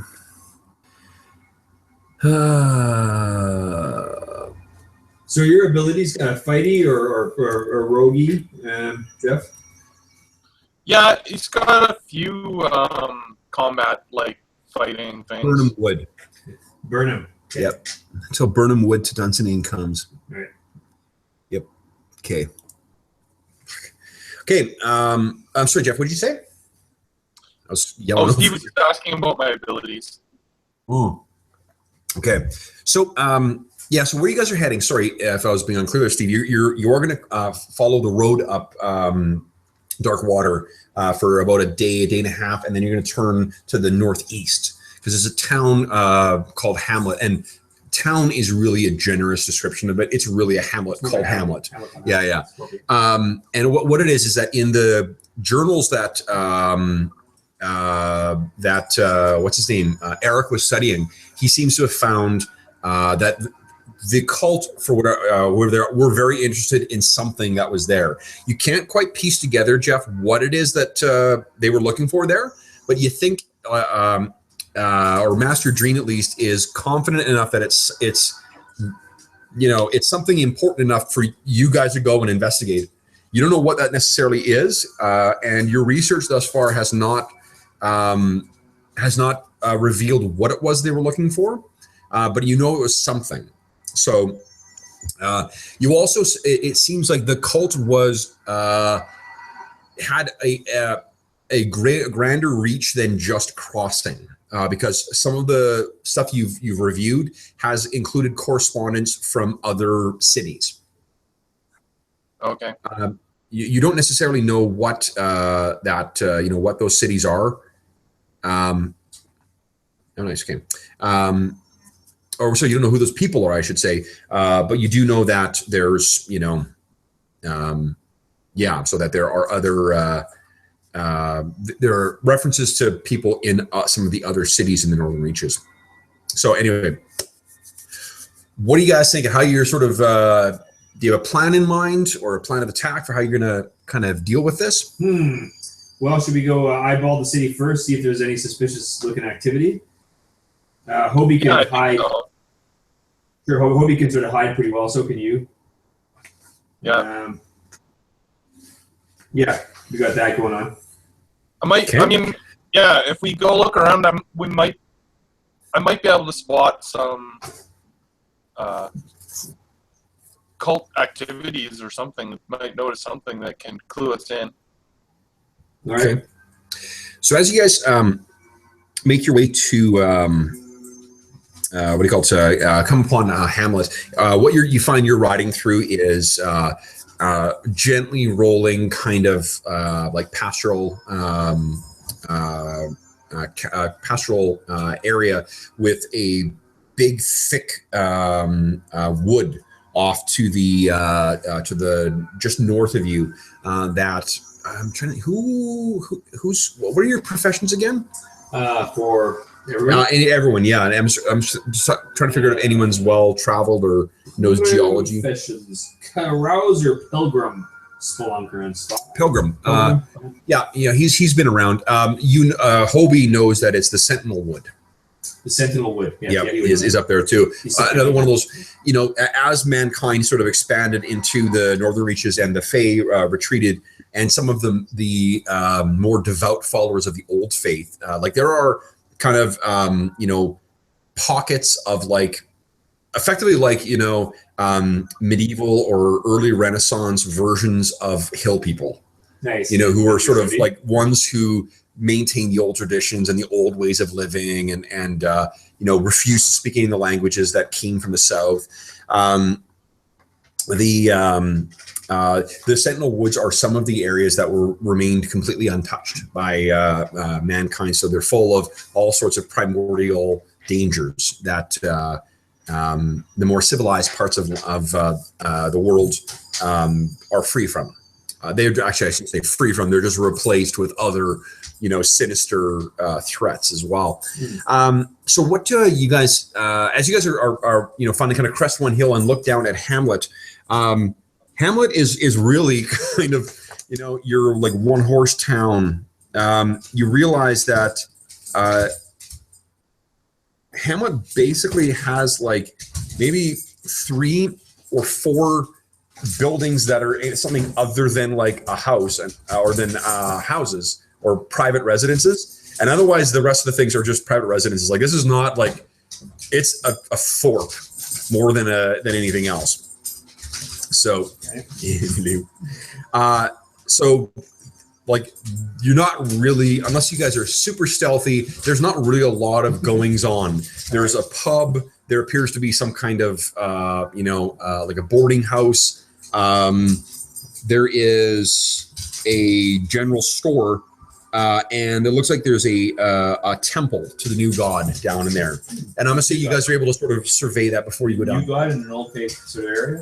The new god still has adherents in here, and remember that the northern border of the Northern Reach has a series of crusader kingdoms, basically crusader sort of things that are manned by paladins and knights and so forth of the new faith. So, you guys sort of see this. You come over the crest. You see Hamlet down below you. What are you guys going to do? Let's see here. Well, I guess we'll get to that. Hey, look, a pub, says Hobie. Nice. Eric also thinks the pub is a good location to start. Okay. Yeah, it is. Yes. Okay, so you guys head down to town. You, of course, attract a lot of attention as you're going in. It's not common that dwarves come through the community necessarily, and certainly less common for clockworks to make their way through, particularly well-armed ones as well. So you guys make your way down to the pub, and actually, like this is how small this place is. Is outside it just says pub. The pub. There's no effort whatsoever to give this thing a fancy name. It is just pub. So I'm going to say that you guys are arriving probably about maybe like early afternoon or mid-afternoon. As you make your way in, you open the door and you make your way in. It's full of older folks who have sort of kicked off for the day and are sitting around having their own conversations. There's a pretty overweight and older guy who's sort of leaning on a cane who's up against the bar and is kind of shouting at the bartender. The bartender is he's probably in his maybe or early 40s. He seems to sort of being ignoring or like listening, but not more in a humoring kind of way to what this guy's having to say. And then so the bartender looks up at you. You get the attention of some of the folks who are coming in, and then the rest of the old guys all kind of go back to what they're doing. And actually, there's probably women in here as well. There's maybe about 8 people in total in this place, and it would be like filled to the brim if there was 25 people in here. So it's half full, but it's that speaks to the size of the pub more so than how busy it is right now. Right. So as you walk in, what do you call it? So the bartender looks up and says, "Afternoon." "Good day," says Hobie. "Now, what kind of spirits do you have going around here?" And he's kind of, is a little taken aback by how quick to the point you are. He says, "Well, we have beer and we have whiskey." "Perfect. Have a beer, please." All right, shrugs. All right, and the old guy kind of looks back and he's sort of looking you guys over. What does Eric and Millar and Junis do? Junis just stand. Yeah. Go on. Eric orders a beer, but he doesn't drink it. He just takes it to the table with Hobie, and he sets it down, and then he takes out his fancy, his fine wine, and he pours himself a little cup of that. Okay. Oh, nice. Yes. Okay. So he sets down his little cup and pours that out. What does Millar do? Millar just goes and joins at the table. Okay. And Junis? Junis just stands. Okay. The bartender brings the beer back to Hobie, and he says, "Is that?" And he points at Junis. Is that with you? Yeah, he's with us. If he gets busy in here, he's got a path to pay.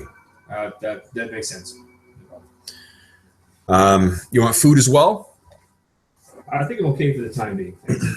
How about, and he kind of nods at your colleagues. Well, I guess Eric comes up and gets a beer. He's like, "And for the lady?" She's fine with that. Okay. And the old guy sort of looks at you guys and says, what are you doing here?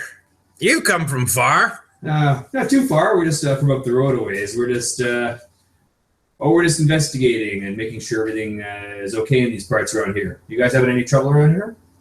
Trouble? Yeah. Trouble? Oh, and you see, like, he's really not the most mobile of characters. He's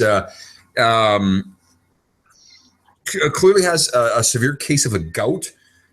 He's hobbling around, and there's a really horrid smell. He's got some like old worn shoes on, and there's a really horrid smell coming from them. Mm-hmm. He sort of lumbers over towards you guys, and closer than you really would want him to be, and says, "Trouble. You're coming to investigate? Perfect." And he turns to the bartender and says, "What have I been saying? What have I been saying? I need help. My pigs. Someone is stealing my pigs." Oh, pig stealers. Hogs. Yes. Hog thieves. Hogs. I didn't think that they would send you out here. Well, we didn't know what to expect either. Well, I'll tell you what. My hogs have gone missing. There was 2 nights ago, someone stole one of my prize hogs, and they're the pride of the community. And then last night, another one missing. Any ideas? Hog thieves. And he kind of leans back and forth. He says, "You can't trust these people." You live here? You're from these places? No, my farm is about 3 miles away. A long walk. I came all the way in here to try and get help, and look, this is what I find. Interesting. All right, well, I hope he looks at the rest of the group to see what their reaction is. Yeah, what are you guys making of this guy? Eric? 3 miles. Like, how long of a journey is that? That'll be like less than an hour. Maybe a little more than, well, about an hour-ish. Yes.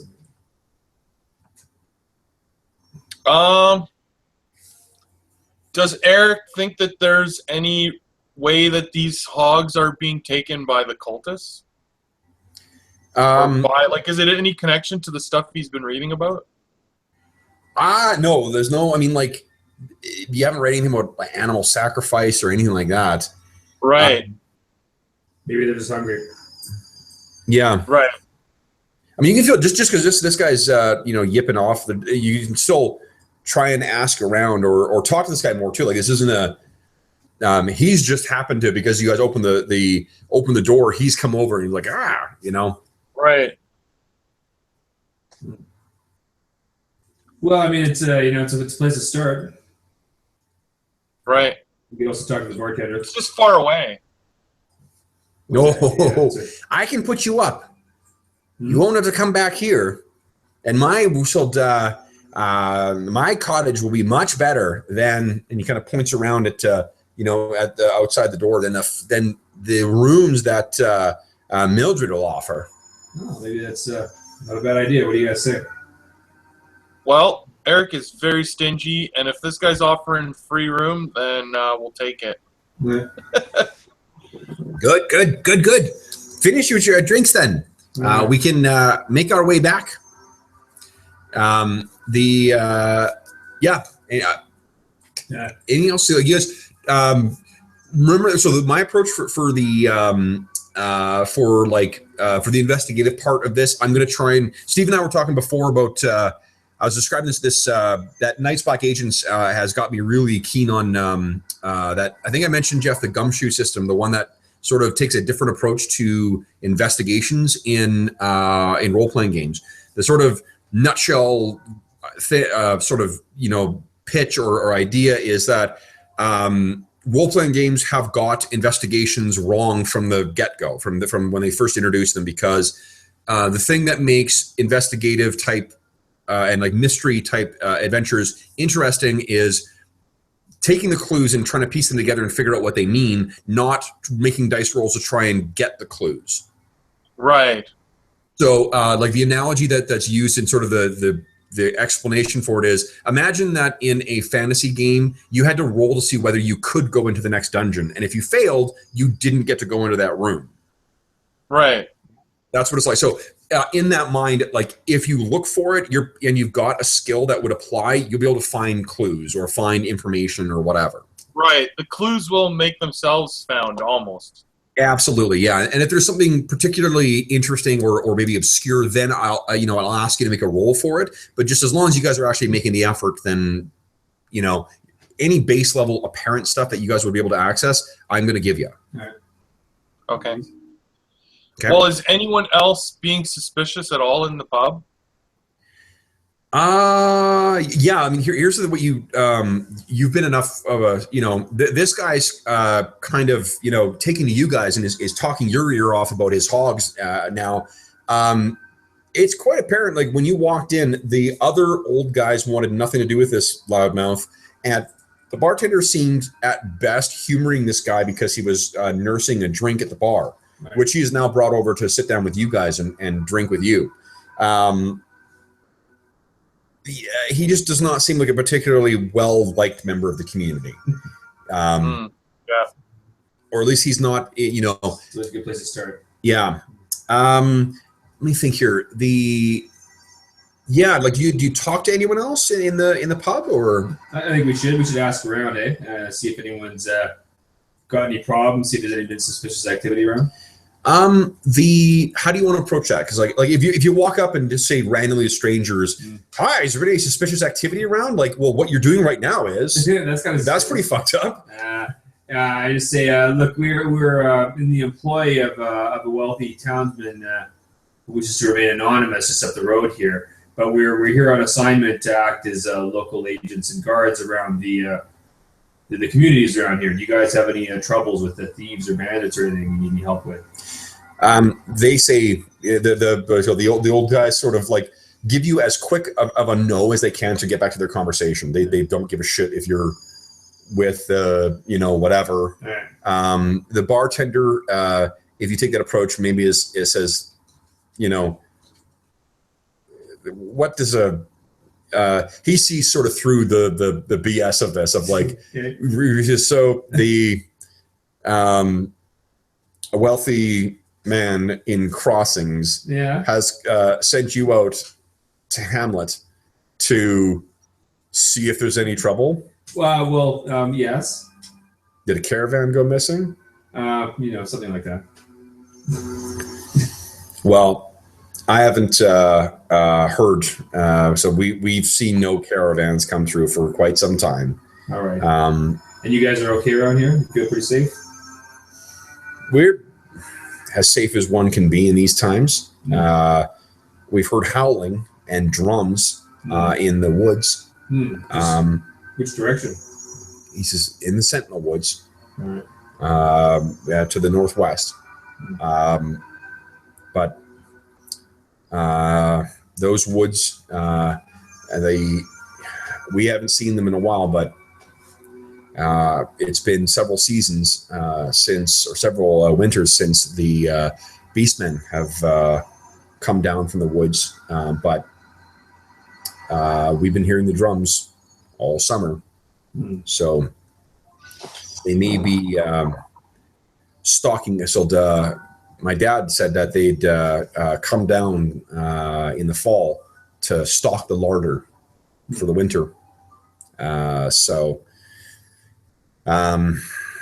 their favorite flavor, of course, is man flesh. Okay. Are you here? So there were some queer types that were here not long ago. Well, there were. Bear with me a sec here. It was.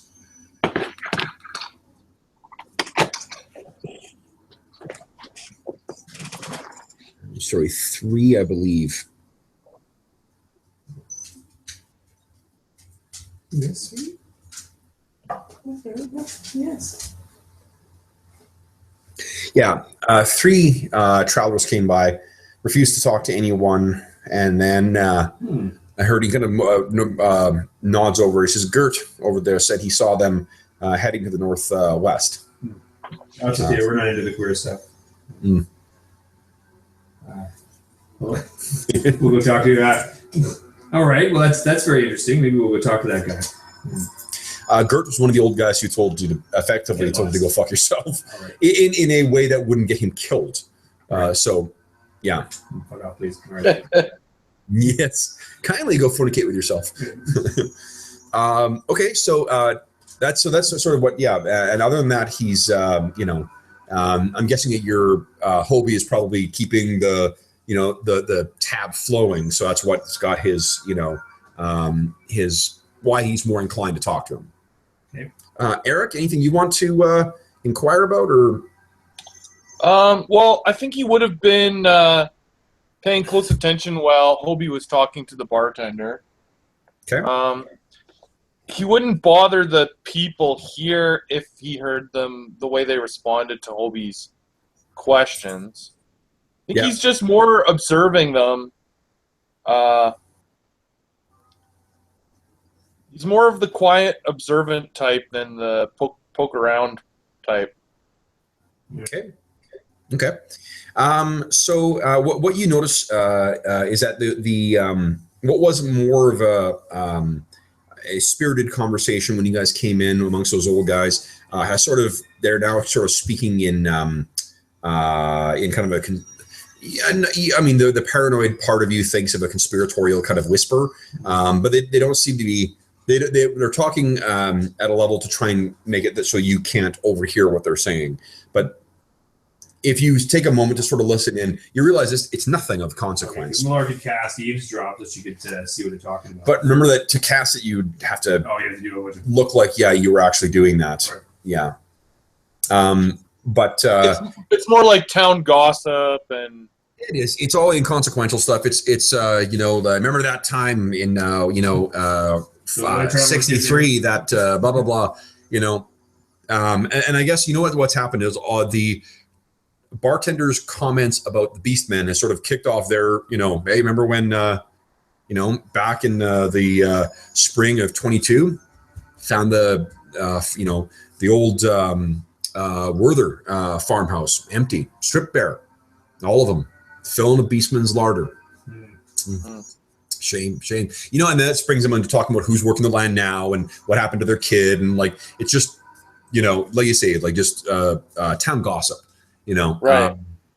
But anything else you guys want to accomplish here? Otherwise, Farmer introduces himself incidentally to and sorry, the game as adventure as written has his name as Farmer Ham. Farmer Ham, nice. So yes, it's Farmer Ham from Hamlet.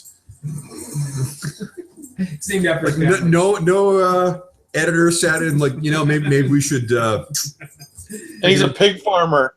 In Ham Street. Yeah, he lives on Ham Street. Well, I can tell what he had for dinner. Okay. Instead his name is going to be Anselm. Father Anselm. Anslem. Or Anselm, I guess. Father Anselm, or Father Anselm. Farmer Anselm says, sort of, anxiously waiting for you guys to finish. He's finished off his drink. Well, are we ready?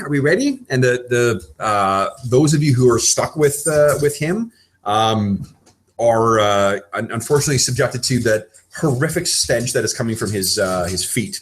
All right. Nice. So what are you guys doing? Well, if I could cast Cure, I'd cure his feet, but I can't yet. So we will, I guess, just go with him. Okay. Yeah, we'll go check out his farm. All right. Sorry, Cork just sent me another picture of the what do you call it? Argent Shadow in. Boy, it's amazing how good it looks. Yeah.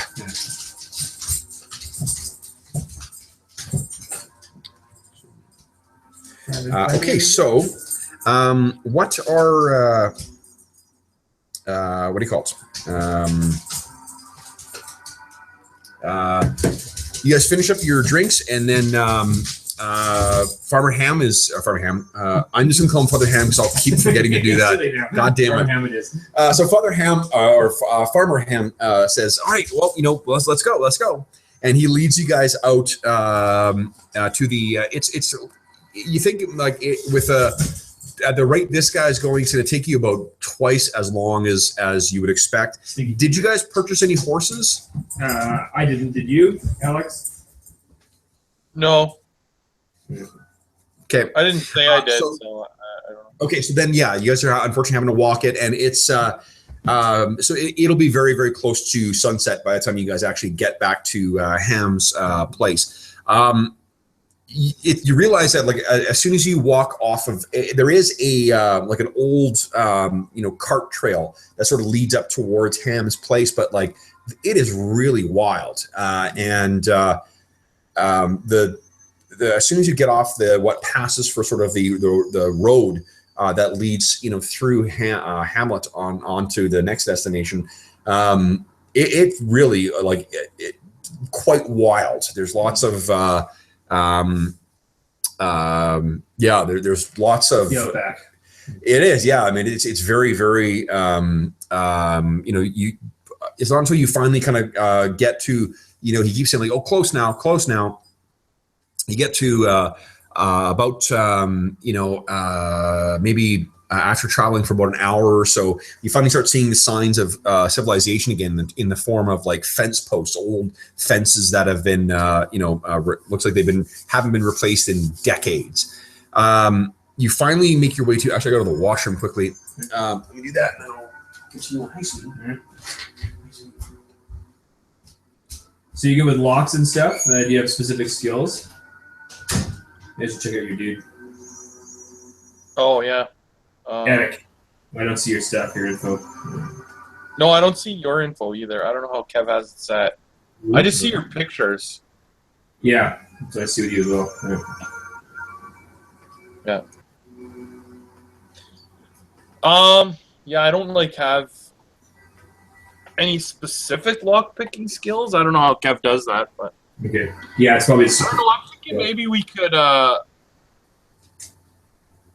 like stay up tonight and stake out and see if something does or someone does come to steal one of his pigs. Sure. Okay. So the when you guys finally reach Ham's place, actually, we know what I'll do because I can make use of the tools here now too. I'll give you a quick little rough map of what. Oh fuck! Why don't I use the one that's actually got your characters on it? Ha! Here we go. Okay. Let me see here. Hope he could disguise himself as a pig. That is an outstanding plan, in the sense that the fucking plan. Theseus did it. No, sorry, Theseus.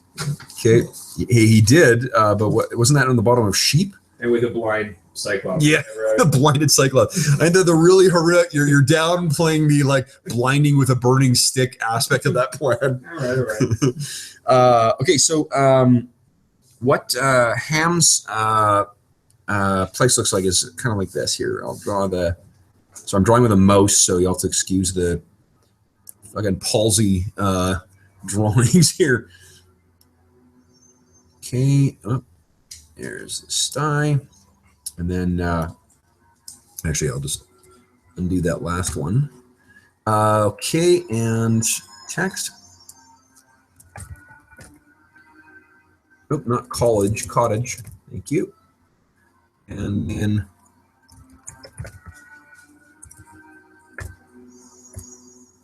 what happened? Okay. Oh, you guys can see that, yeah? Yeah. Oh, hold up. Let me move the players over to here. There we go. Yeah, I can see it, yes. Sorry, guys. Okay, so where you guys are, what you're seeing here is effectively like his cottage. It's the Ham, estate, as it were.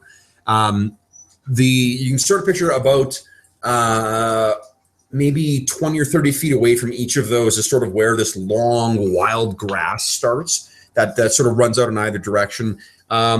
It looks like there is this wild tall grass that has grown up around everywhere that isn't the sty, right?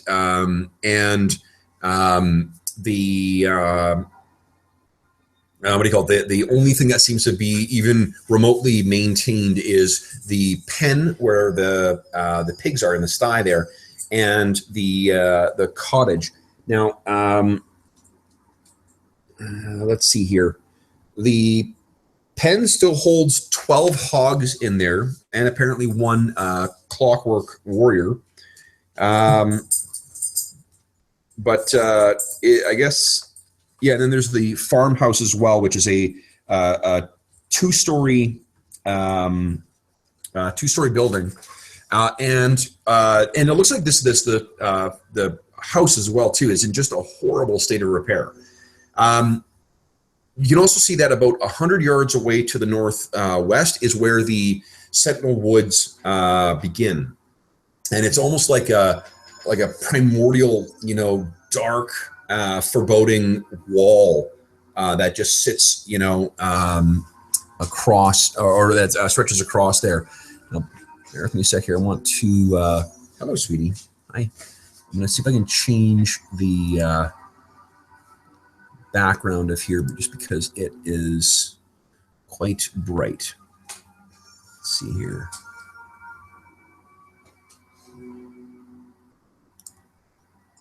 Let's try that. There we go. It's nice. A little better. Okay.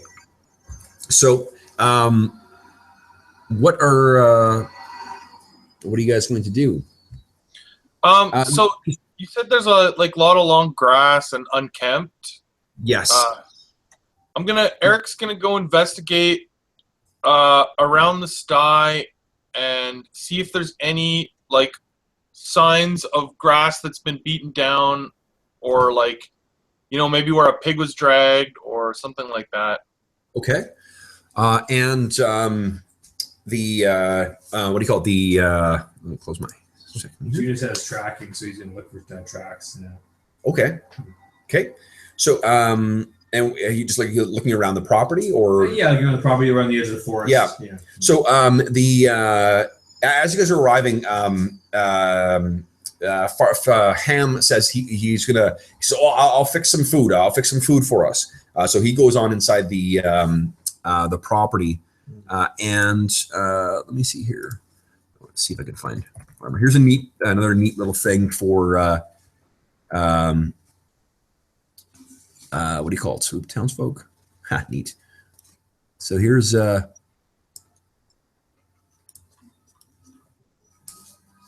is this doing this? Oh, not purchase asset. I won't fucking buy that. Hold up. Trying to find. Here, we'll use him. There we go.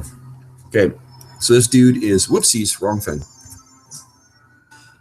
Move. This is Ham making his way around. So he's the cottage to get himself ready. And the sty is full of 12 hogs that are sort of all, snorting and pushing around and whatnot. Hi, sweetie.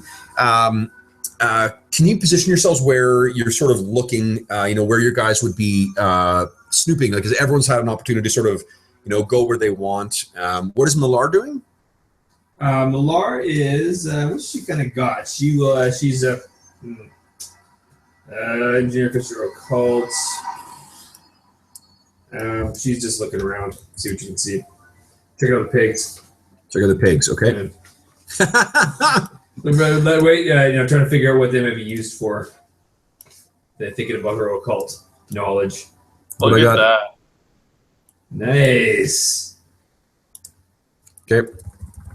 I like it. So the pigs are they turn and they're kind of snorting. They seem to know that as soon as you actually no, they don't. What they do is when you get close to the sty, they start squealing and they move to kind of the far side. And then if Millar goes to there, they sort of squeal and move over to the corner. Nice. All right, so she chases them around a little bit. Nice. Why not torture the swine? Yeah. Now, would you kindly make one sec here? I need perception checks from, let's see here, Hobie and Millar, Eric, and actually all the guys, I guess. All characters, and then those will be made with. Let me see here. Hobie is going to make his with 2 Banes. 2 Banes, okay. And Junis will make his with 3 Banes. Eric with 2, and Millar with 2 as well. Okay. No, with I'm sorry, with 2. Eric and Hobie make him with 1 Bane. Okay. And sorry, guys. Well, how do you do that, Kev? What you do is if you guys have a profession that you think would assist with this, you can feel free to make a suggestion, and then what that would do is you would roll a boon as well as a bane. Junus is a poacher wrestler, so he's looking to use his trapping. Yep. Okay, so it's only -2 for him. Okay. And I would say that Eric is a burglar, and scoping out this pig pen is a lot like scoping out a property he's going to break into. Like, if there's depending on if they're like stealing the pigs from him, it's like, you know. I don't think for this, just because of the surroundings, I don't think for this particular role that's going to assist. Okay. Millar gets an 11. Okay. Hobie going with a -1 he's rolling. Okay. 1 die, that is. And you got, nice, you got 15. So how do I make this roll with a bane? A bane.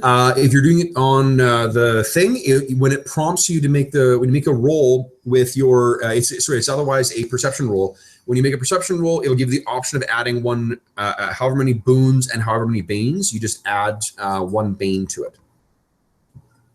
Okay, when it says my perception is 11 with a little 1 below it, what does that mean? That means it's adding 1 to the total. So okay. The little D20 that's underneath there, if you click on that, that's when it'll prompt you to put in a boon or a bane. It only asks me for boons. Yeah, it'll do that first, and then it'll ask you for banes. Oh, I see. Okay. Yeah. 1. Oh, we do.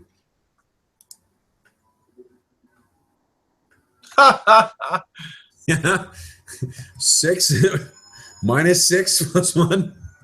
Okay, unfortunately, Eric is too focused on the sty itself, and is completely oblivious. Who rolled well? Hobie got 15, Millar got 11, and Junus got 0. So the highest was a 15? Yeah. Okay.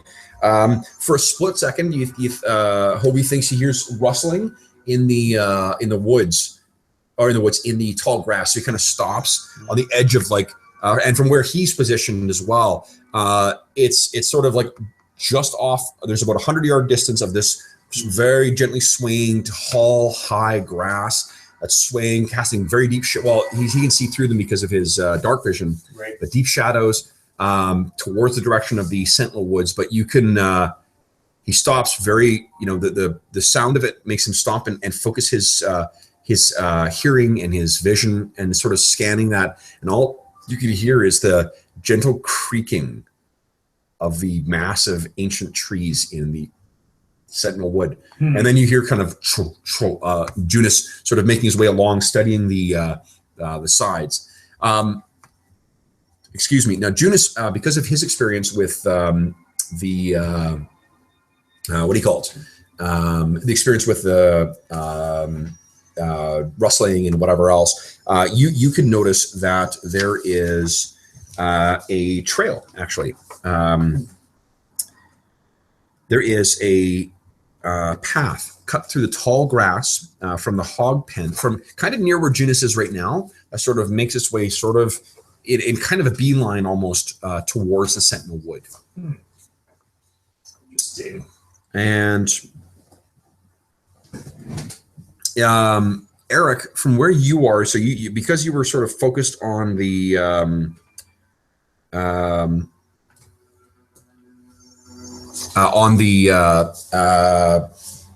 do you call the sty? You rolled a 1, unfortunately, so you were distracted for a moment because you thought you heard something in the outside in the tall grass there. And you turned around and saw Junus and Hobie sort of standing rigid and straight, looking out at the, and sort of slowly studying the rolling and swaying grass. And you look back and you see that there is, right near where you are, there is a trough. And the trough is full of some kind of liquid. It's difficult to see what it is in the darkness, but you're fairly certain there's something floating in it. And the trough itself is probably about Oh man, it's probably about 8 feet long, and it's concave and deep enough so that all these hogs can kind of get in there and sup at it. Whatever is floating in there is fairly. I mean, it's fairly substantial, like a giant chunk of meat or something like that. Okay, I'll go investigate it, I guess. Okay, so you climb over the side of the sty and go down into the muck that's in there, and this is just disgusting smelling. You sort of, your boots sink in deep into this muck as you're making your way over to the feeding trough. As you get in there, get up there. As you get closer, you realize that it looks like the side of this has been chewed, or like kind of like not even like chewed, like winnowed, like the way that a pig would kind of chomp through. But whatever this thing is, looks like it's wrapped in some kind of fabric. And as you get closer, you're going to have to. You can see in the dark, but I think that you would need to. It's sort of dusk right now, so it's that really like grayish time of night where you can't make out colors and stuff. So you'd have to light a lantern or a torch or something like that to be able to see the colors in here. Okay. Yeah, so, I mean, I have a torch, so. Okay, so you get it out and you sort of, start flicking away, and Millar asks you, well, what is it? Do you answer, or do you just get your thing lit first and then find out? I say just a second, and then I light the torch. Okay, so you light the torch, and you bring it over, and what I'm going to need you to do is make a fright check for me, please. So it'll be a will check against. Just go ahead and make your roll and tell me how you do. I'll have more coffee. Fuck yeah, you're gonna make some more. Yeah, thanks. So no boons or banes. No boons or banes. Let me think here. I will. Yeah, I'll give it one bane just because you're sort of right there. The smell and the scent of everything is just awful. 8. Okay, so you failed a fright check, which means I think that you are frightened, which means that let's see here.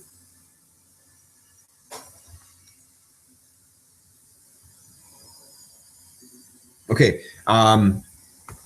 Actually, it's going to be, there's a difference in the game because it's a horror fantasy game. It makes a difference between what's horrifying and what's frightening. I think this particular thing, once I describe it, you'll hopefully agree, is horrifying, which means that you're going to take 1 point of insanity. So I'm just going to bump. Actually, if you wouldn't mind, go onto your character sheet and add 1 to your insanity rating. Okay. And then you become frightened, which means you take a bane on all your actions for 1 round. And I'm going to suggest that you sort of like turn and scamper out of the sty, because you can hear the pigs kind of snuffling along. And what it is you see is once that thing's lit, you go back over and you realize that the trough is full of a dark, thick, congealed crimson liquid. And as you look over, you realize that what is poking out, at first you think, your mind can't process it, but it's basically a gnawed through shoulder that's about child-sized. And then you realize that there is a small, long, curly tuft of hair that is sticking out and mixed in amongst the blood. And you kind of, curse out to the ancestors, scamper out of the thing and hop over. Hop over the things. Why don't you make a agility check for me, please? You can take a boon to that because of your, and it's a 10, just a typical challenge. So 1 boon and 1 bane. No banes, just 1 boon. Oh, I thought you said I'd take a bane on everything for 1 round. Yeah, you're absolutely right.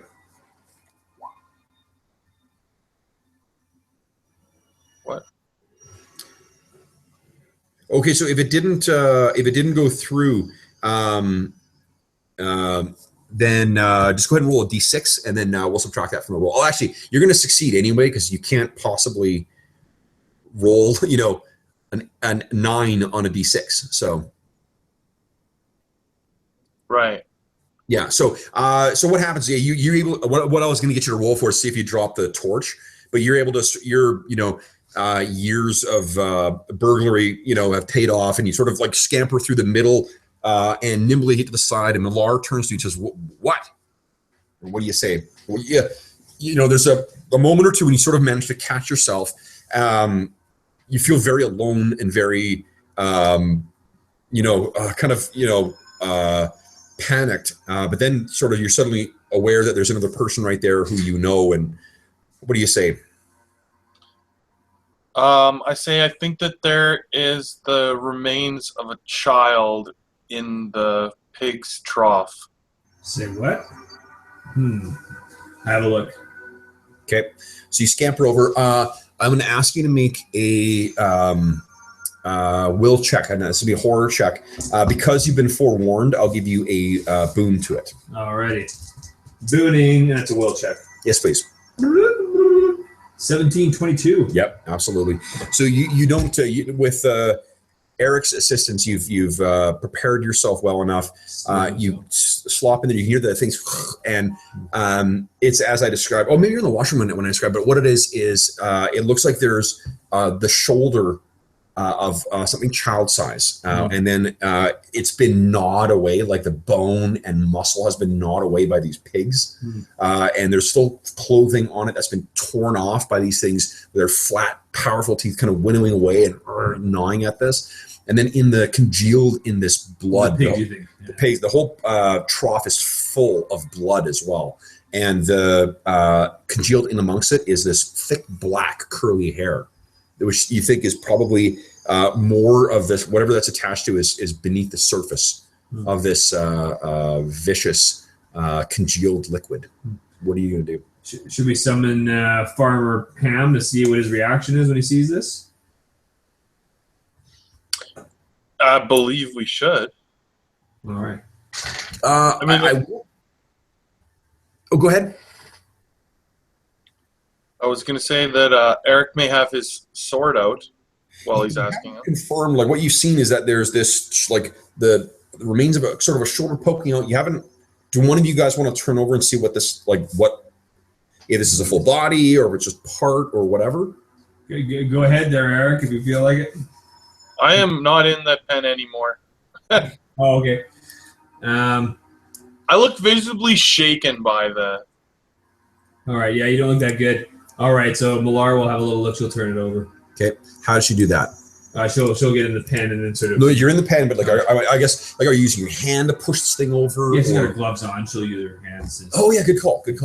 Okay, so you sort of push this thing over, and you're a little bit relieved to see that it's the lower part or the side of this thing's arm is still largely intact, but the body is largely intact. It's actually not a child. It's a halfling. Oh, phew. But okay. Dead. Dead, and the face appears to be horribly bludgeoned. Like there's the mastoid bone is shattered. The eye looks like it's been battered out of its socket. Like, however this man died, it didn't seem like it was a good death. So this eye sort of just looks up at you and you let it fall back on. The pigs are kind of squealing hungrily off in the corner. All right. What do you want to present to Farmer Ham? See what he has to say. Oh, absolutely. All right. Okay. Let's hit the ham with it. Hit the ham? Okay. So Eric, and what is it? Junus, so he found that path. What is he doing now? I found a path. Okay. So Eric, I'm going to move you guys over towards the direction. So you guys are sort of going over to confront Ham. And around now, leave Hobie where he is. Because something's going to happen. Shit's going down. So Hobie is sort of at the edge of the woods, sort of looking over, and that's when Judas says he's found a path. You're sort of making your way over here to see what what's going on. And then what I'm going to ask you to do is actually make one more perception check for me for Hobie, and it will be with one Bane. One Bane. What are his skills again? He's a carouser, a pilgrim, a spelunker, and a spy. Spelunking should come in handy right now. I'm gonna give you, you know what? I'll give you a a boon as well. Boom. Rocking and rolling. Here we go. Just a straight up roll in. 17. 17. Nice. Wow. Okay, so you what do you call it? You're making your way over towards Junis. There's the sound of the rustling of the what do you call it? Of the grass. But then you hear something is making its way towards, so you get just enough of a warning to sort of turn around and see, and you're sort of seeing like enough to see the disturbance is getting like it's almost right upon you at this point. So now we're going to go into initiative. So Jeff, this is one of the neat ways that this one differs is that okay, nice. The game works is basically you have every round you pick whether you're doing a swift action or a quick action or a slow action. If you're doing a quick action, it means one action. So you can move, you can attack, you can cast a spell, you can do something that involves an action. If you're doing a slow action, you get to do a move and an action. The way their initiative works is heroes go who have swift actions, then enemies go who have swift actions, then heroes go who have slow actions, then enemies go who have slow actions. Right. So what I'm going to actually, another brilliant thing here. So if you right click, or if you click on your characters, guys, and then you click on the little circle thing, red will be quick actions. Green will be quick actions. Red will be slow actions. Go ahead and pick for each of your characters what they're going to do. Eric and Millar, you can go ahead and pick your actions. It's just that you won't. You may not have an action this turn. Well, we're just moving towards the. Yeah. So can I see this thing yet? Sorry? I can see this thing already? All you can see is the disturbance making its way towards you.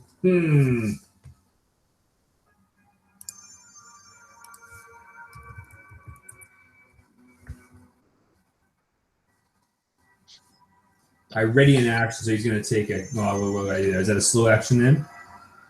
I ready an action, which I'm going to swing with my axe. And keep my sword up, or my shield up. Okay. Maybe take a defensive stance. Okay. But then I'm not hitting anything, am I? What do you call it? Defensive stance? Yeah. Well, I have prayer too, right? Triggered action again to get one doing the triggering roll. You can't prepare rating action, yeah. So Hobie's gone slow. What is Junis doing? Junis. So Junis and Millar, pick them for them as well. All right. Whether you want to do quick or slow. Right. Junis is going to do a slow action. Millar is going to do a slow action. Yeah. Okay. Okay, great. So so you guys get to pick what order you want to go in. Eric is doing quick, so he's just going to make his way towards the door. You can go ahead and move him towards the cottage there, Jeff. So you move one square every... Each square is about, I'm picturing about 10 feet, so it's about 3 yards. Your movement is in yards, so your speed, I believe, is a 8, 10? I think. An 8. Okay, so you move about 1 square in it with an action. I'm not super hard, just because we're using the map, I'm not going to be so super... I should move like a square, 1 square one round and 2 squares the next round kind of thing? Sure, that sounds good. So you're sort of, making your way towards there. Now, quick actions. I think you slow. No, I think they're pretty fucking eager to get to you. So there is one thing here. The thing. Shit. that has come running out of the woods, the area there, and then it appears that there is another one close behind. Let me get a different icon for this one. Ooh, reaching, love that. Okay. Reach around. Time for the reach around. And where's my? Oops, hold on. Okay, these two monstrous things come bursting out, and you turn around, and you're almost wishing that you did not see these things, or because first off, I need you to make a horror check for me, please. Horror checking. And it has, let's see here. So it's just a will check for me. No boons or banes. Straight up horror check. Come on, Hobie. Let's go, buddy. Boom. And it's a will? Yeah. 10. 10 is just enough. Oh. So you sort of manage to hold it together just enough to not freak out from seeing these things. What it looks like is actually, I need Junis to make a same thing, horror check for me as well. Okay. While you're doing that, I'm going to describe it. So what you see is basically two humanoid beings that seem completely flayed utterly of flesh.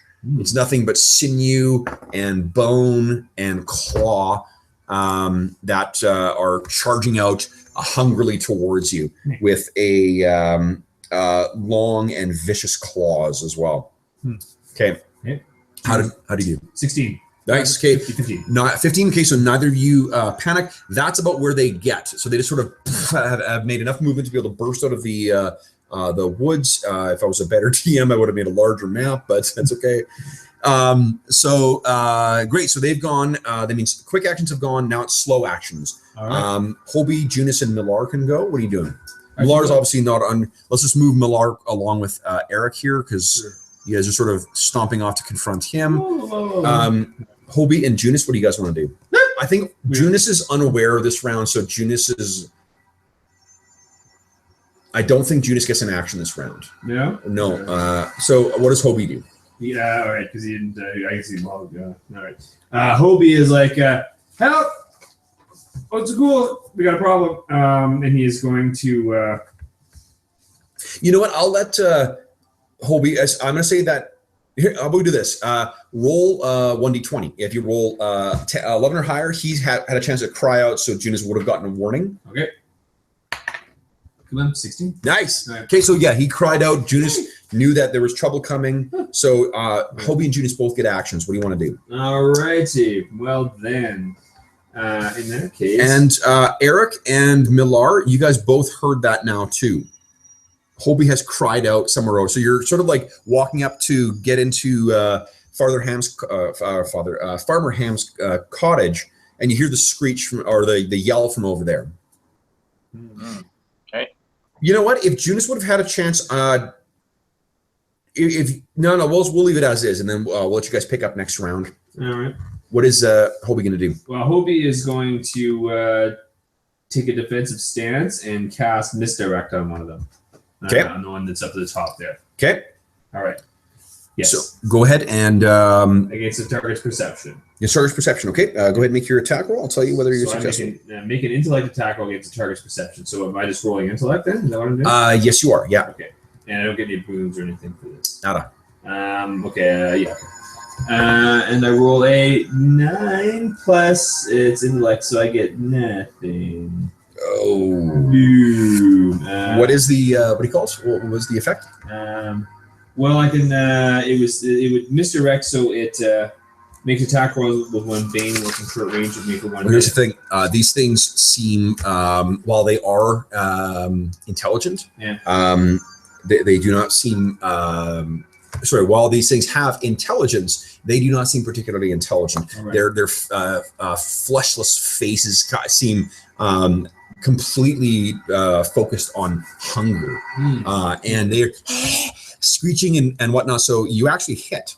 Yeah. He is. Do any damage? Does no damage. Just he just makes his attack rolls with Bane for a minute. Okay, so I'll I had a little I had a lightning bolt here. So there we go. There you go. Exactly. Okay. All right. All right. So he's got the Bane on him. So that was Hobie. Hobie actually did a slow action, so he can move as well if he likes. Let's see. He will stay where he is, I think. Keep a defensive stance, I guess. Okay, and then Junis, what's he doing? Junis is gonna rock and roll. And can he move that far? His movement is a 8. 8. So maybe not quite that. I don't think quite that far. He can start making his way. If he spends both actions running, I'll say he can get basically in contact with him if he likes. Oh, okay. Okay, what else could he do? Not much. Repair damage, progression, mechanical body language, key, immune, force, strength. Remember that there's those maneuvers that he can do too, like try and assisting or protecting others. Right. Right. So those are Jeff. The what do you call it? The neat kind of combat tricks that anybody can do can be found on page 50 of the core rulebook.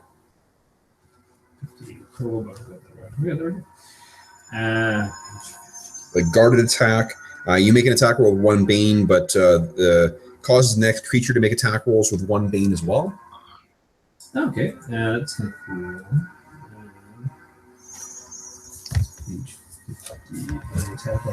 Guard attack. Lunging attack. I increase my reach by 1 yard, but I make the attack roll 1 Bane. So I can do a lunging attack then, I guess maybe. I think you'd have to move like all your action would be taken up getting there. Okay. Well, can I get 2? If I could move 2 spaces, then I could do a lunging attack. 2 spaces, from what I told Jeff, is about 20 yards though. Okay, so and remember, like your speed is in your yards. I'm being kind of generous with 3. Okay. Saying it was 3. Right, so I can really only move 1 square. Yeah, and then take an action. So he's gonna move 1 square, and then he will. Against my defense before a lunging attack. I can't really attack anything, right? So I don't think so. No. So can I trigger? Make a ready in action? You get ready in action, but I mean, I guess like what I'm thinking is that looking at where they're coming in, I mean, Junis is more durable than what Hobie is. Right. You may want to spend your action getting yourself just move right in close. And if you wanted to make a quick action, remember that they've already gone. If you want to make a quick action next round, you would act before them anyway. Okay. That's true. So I'll just move right in. You're saying you can move diagonally too if you like. You can move it so you can try to interpose with both of them. I don't know if you want to expose yourself to both. 1, 2, 3, so do both of them there. Yeah, I could do that. Yeah, why not? Okay. All right. So end of the round, guys. The next round, I'm gonna mark my dudes here. Oopsies. Let's get some coffee going. Get out of there. Oops, shit. I keep hitting the wrong thing here. So these guys are going to go quick actions. And what are you going to do for your guys? Oops, Steve's going to collect coffee. So if you just move, can you run or anything like that? Yeah, you can spend 2 actions moving. You can make it basically a double move. And that would be a slow action then, like a red action then? A slow action means you move 1, which technically is a rush. As an action, you can rush, you can move twice your speed. So you can get, if you're spending your action moving, you can you move basically 3 times your speed. But that would be your action for the round. Right, okay. Cool. 3 times my speed. My speed is 8, so that means I move 8 meters or 8 yards per round. Yeah, so like if you spent if you did your move and then you rushed, you would move 3 times 8 is 24. You'd move 24 yards. You said these were 5 by 5? Yeah, I said it was about 9 what did I say, 9 meters? Is that right? No, that seems way too fucking big. What did I say? I said 3 meters, I think.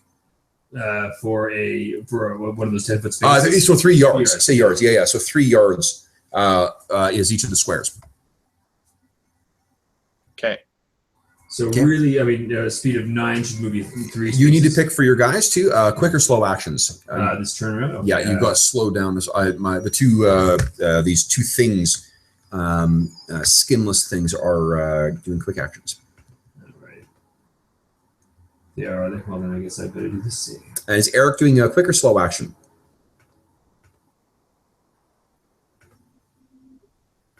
I was moving some slow action. She hasn't moved yet, right? Yeah, that's right. She was going to move, but she said she moved last turn. Yeah, she moved last turn to walk with Eric up to the cottage. Jeff, is Eric doing a quick or slow action? Well, he's gonna just move, so I'm not sure if it's green or red. Well, okay, if he's just gonna use a move, then he moves move an amount equal to his speed score. That can be a quick action. If he wants to rush, which is double his move, then that can also be a quick action. If he wants to move and then also rush, which would be 3 times his speed, that's a slow action. Okay. Does that make sense? Yeah, sure. Okay, then it's red. That's why, yeah, because he's using his move and he's also using his action. Right. Okay. So then heroes go first. Junus or Hobie, who wants to go first? I think Hobie's going to go first, and he's going to try to tag the other guy with a misdirect as well. Okay. He's got 2 castings a day. That's right. Sweet. It's rock. Okay, so he gets no boons for this. He just gets it straight up, right? Yeah. Okay. Well, baby, he rolls a 4. 4. Unfortunately, still his excitement kind of gets better of him, and he stumbles over the words, and the spell just does not come off as effectively. Junus, what's he want to do? Junus is going to crank Buddy on the head with his big sword. Nice. All right, then he gets a boon, and he gets 2 boons. Okay. No, hold on. How many boons does he get? He gets combat prowess, so 1d6 extra damage, forceful strike. He's got 1d6 with all weapons as well. So I think it's just one boon. Just 1 boon. Right. Yeah. Let's go, baby. Rock and roll. Rock and roll. There we go. And we get a whole grand total of 6 plus 2 is 8. 8 is not good enough, unfortunately. These things are very, very nimble. Boo. All right. So he swings his sword, and these things, scamper or duck underneath. Yeah. Now, okay, so that's it for him. Their turn. First one is one of them is going to that is next to Judas, the one with Bane, is going to slash out at him with his claws. That's a 13, which I think is too. Not gonna get it. So one of them ducks at him, and he kind of slams his shield in the way and knocks it back. The other one, go ahead and make a free strike against it because it's gonna scamper. It wants it to meet. 3 wants a good meat, and I rolled a 3. Boy, I'm rolling hot right now. All right, I think that's 5 actually. 5. Okay, unfortunately, yeah. So you kind of you slash at one of them, you slam the other one with your shield, and then you sort of try and take an opportunity attack against the other. Yep. It unfortunately does not connect. So this thing's able to scamper past, and actually that's all it did because I took a quick action, so it's just moved. Okay, Eric or Millar, who wants to go? Eric Viking. Well, Millar's just gonna scooch anyway. So how far can she run? 1, 2, 3. So she's doing nothing but moving. You can move 3 times your speed. Her speed is what? 10. So then 10, which means it's 30. So it's 10 squares. 10 squares. All right. Yep. 1, 2, 3, 4, 5, 6, 7, 8, 9, 10. Whoosh! Nice. All right. Eric. Okay, 1, 2, 3, 4, 5, 6, 7, 8. Whoosh! Cool. Nice, and it's free actions to unsheathe weapons and stuff like that. So, okay, guys, both my guys are doing quick actions again next turn. This thing is no longer affected by that. So go ahead and pick your quick or slow actions, guys. I will take a. Screw it. Let's go with a.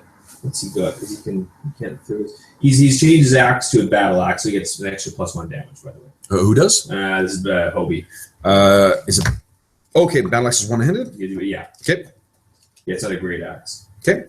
All right, and he will take a Slow action. Okay. So he will take a slow action. But then Judas will take a quick action. And she will take a quick action. Okay. So Eric is taking a slow action? Yeah, because I need to move to attack, right? That's right, yeah. Yeah. Okay. So heroes up first, either Junis or Millar. Millar is going to cast.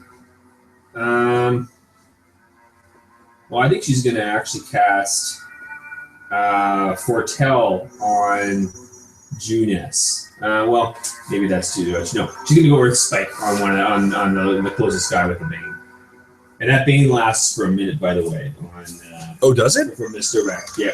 Oh, sweet. Okay, sorry, I took it off too early. Okay. Oh, nice one. All right. Yeah, she's going to cast Earth Spike at that guy. Awesome. Go ahead and make whatever you need to do to cast that. All right. She doesn't get any boons for that. What is it against? It is against the guy on the top left. The guy. No. What does it target? Is what I mean. Is it intellect, defense? Will attack roll against the target's agility. Agility. Nice. Okay. Okay. Oh, okay. Remember, these things are super agile. So go ahead and make your attack roll. Will +1, and that's it. I don't get a bonus for anything. No. Right? No. No. Come on, baby. Roll it up. Roll it up. Boom. Make it a 5. Eat it. Eat a 5. Eat a 5. I'm not rolling so hard right now. Okay. So she gestures out. She speaks her the arcane what do you call it?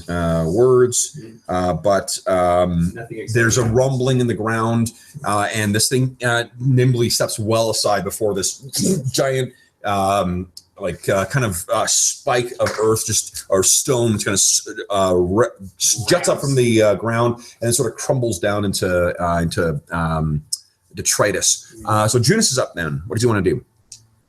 Judas is going to smoke the creature on the bottom. On the bottom? Yeah. And he's going to go with one of his typical attacks here. Let's just see what they are again. Guarded attack. Next creature with one Bane. Driving attack. One do attack. Shifting attack. Moving does not trigger free attacks. Unbalanced. Let's make it agility. Okay. He's going to do a guarded attack. Okay. Yeah. Okay. Here we go. Straight up. No boons, no banes, and we're rocking and rolling, and we roll a 2. Oh yeah, we're at 4, making that 4. Shit. Woo! All right. Okay. Good stuff. Okay. So you swing at the guy once again. Like, I guess just from trying to catch the other one, you've got yourself off balance. So you swing that mighty sword around again, and kind of just whiff wide against him. Finding his range. Okay. So the one on top is going to try and smash Judas again. That's the one he's swinging at, right? Sure. Swang? Is that a right? Swing. Swang? Yeah. Passing? Swung at? Swung at? Swang. That sounds like the sound it would make. Okay, so this thing attacks him again too, but it's also off balance apparently from dodging that giant spike. So it misses. The one on the bottom, however, lashes out with these almost like surgical scalpel sharp blades. And fuck, it rolls terrible. 9. So it slashes and misses. Right. This is, and Jeff, this is also a merciful difference from the way I was rolling last time. I think I had a couple crits last time even. I picked up where I left off. Yeah.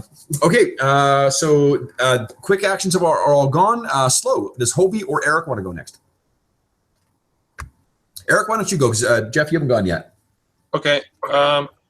Eric will take a step closer and make an attack on this thing with his staff. Okay. So to make that attack roll, it'll be you're rolling either agility or strength check. Staff is a finesse weapon, so you can use one or the other. Which would you prefer to use? I guess I'll use strength in this case. Okay, so then go ahead and make your roll. There's no other modifiers. Oh, no, shit.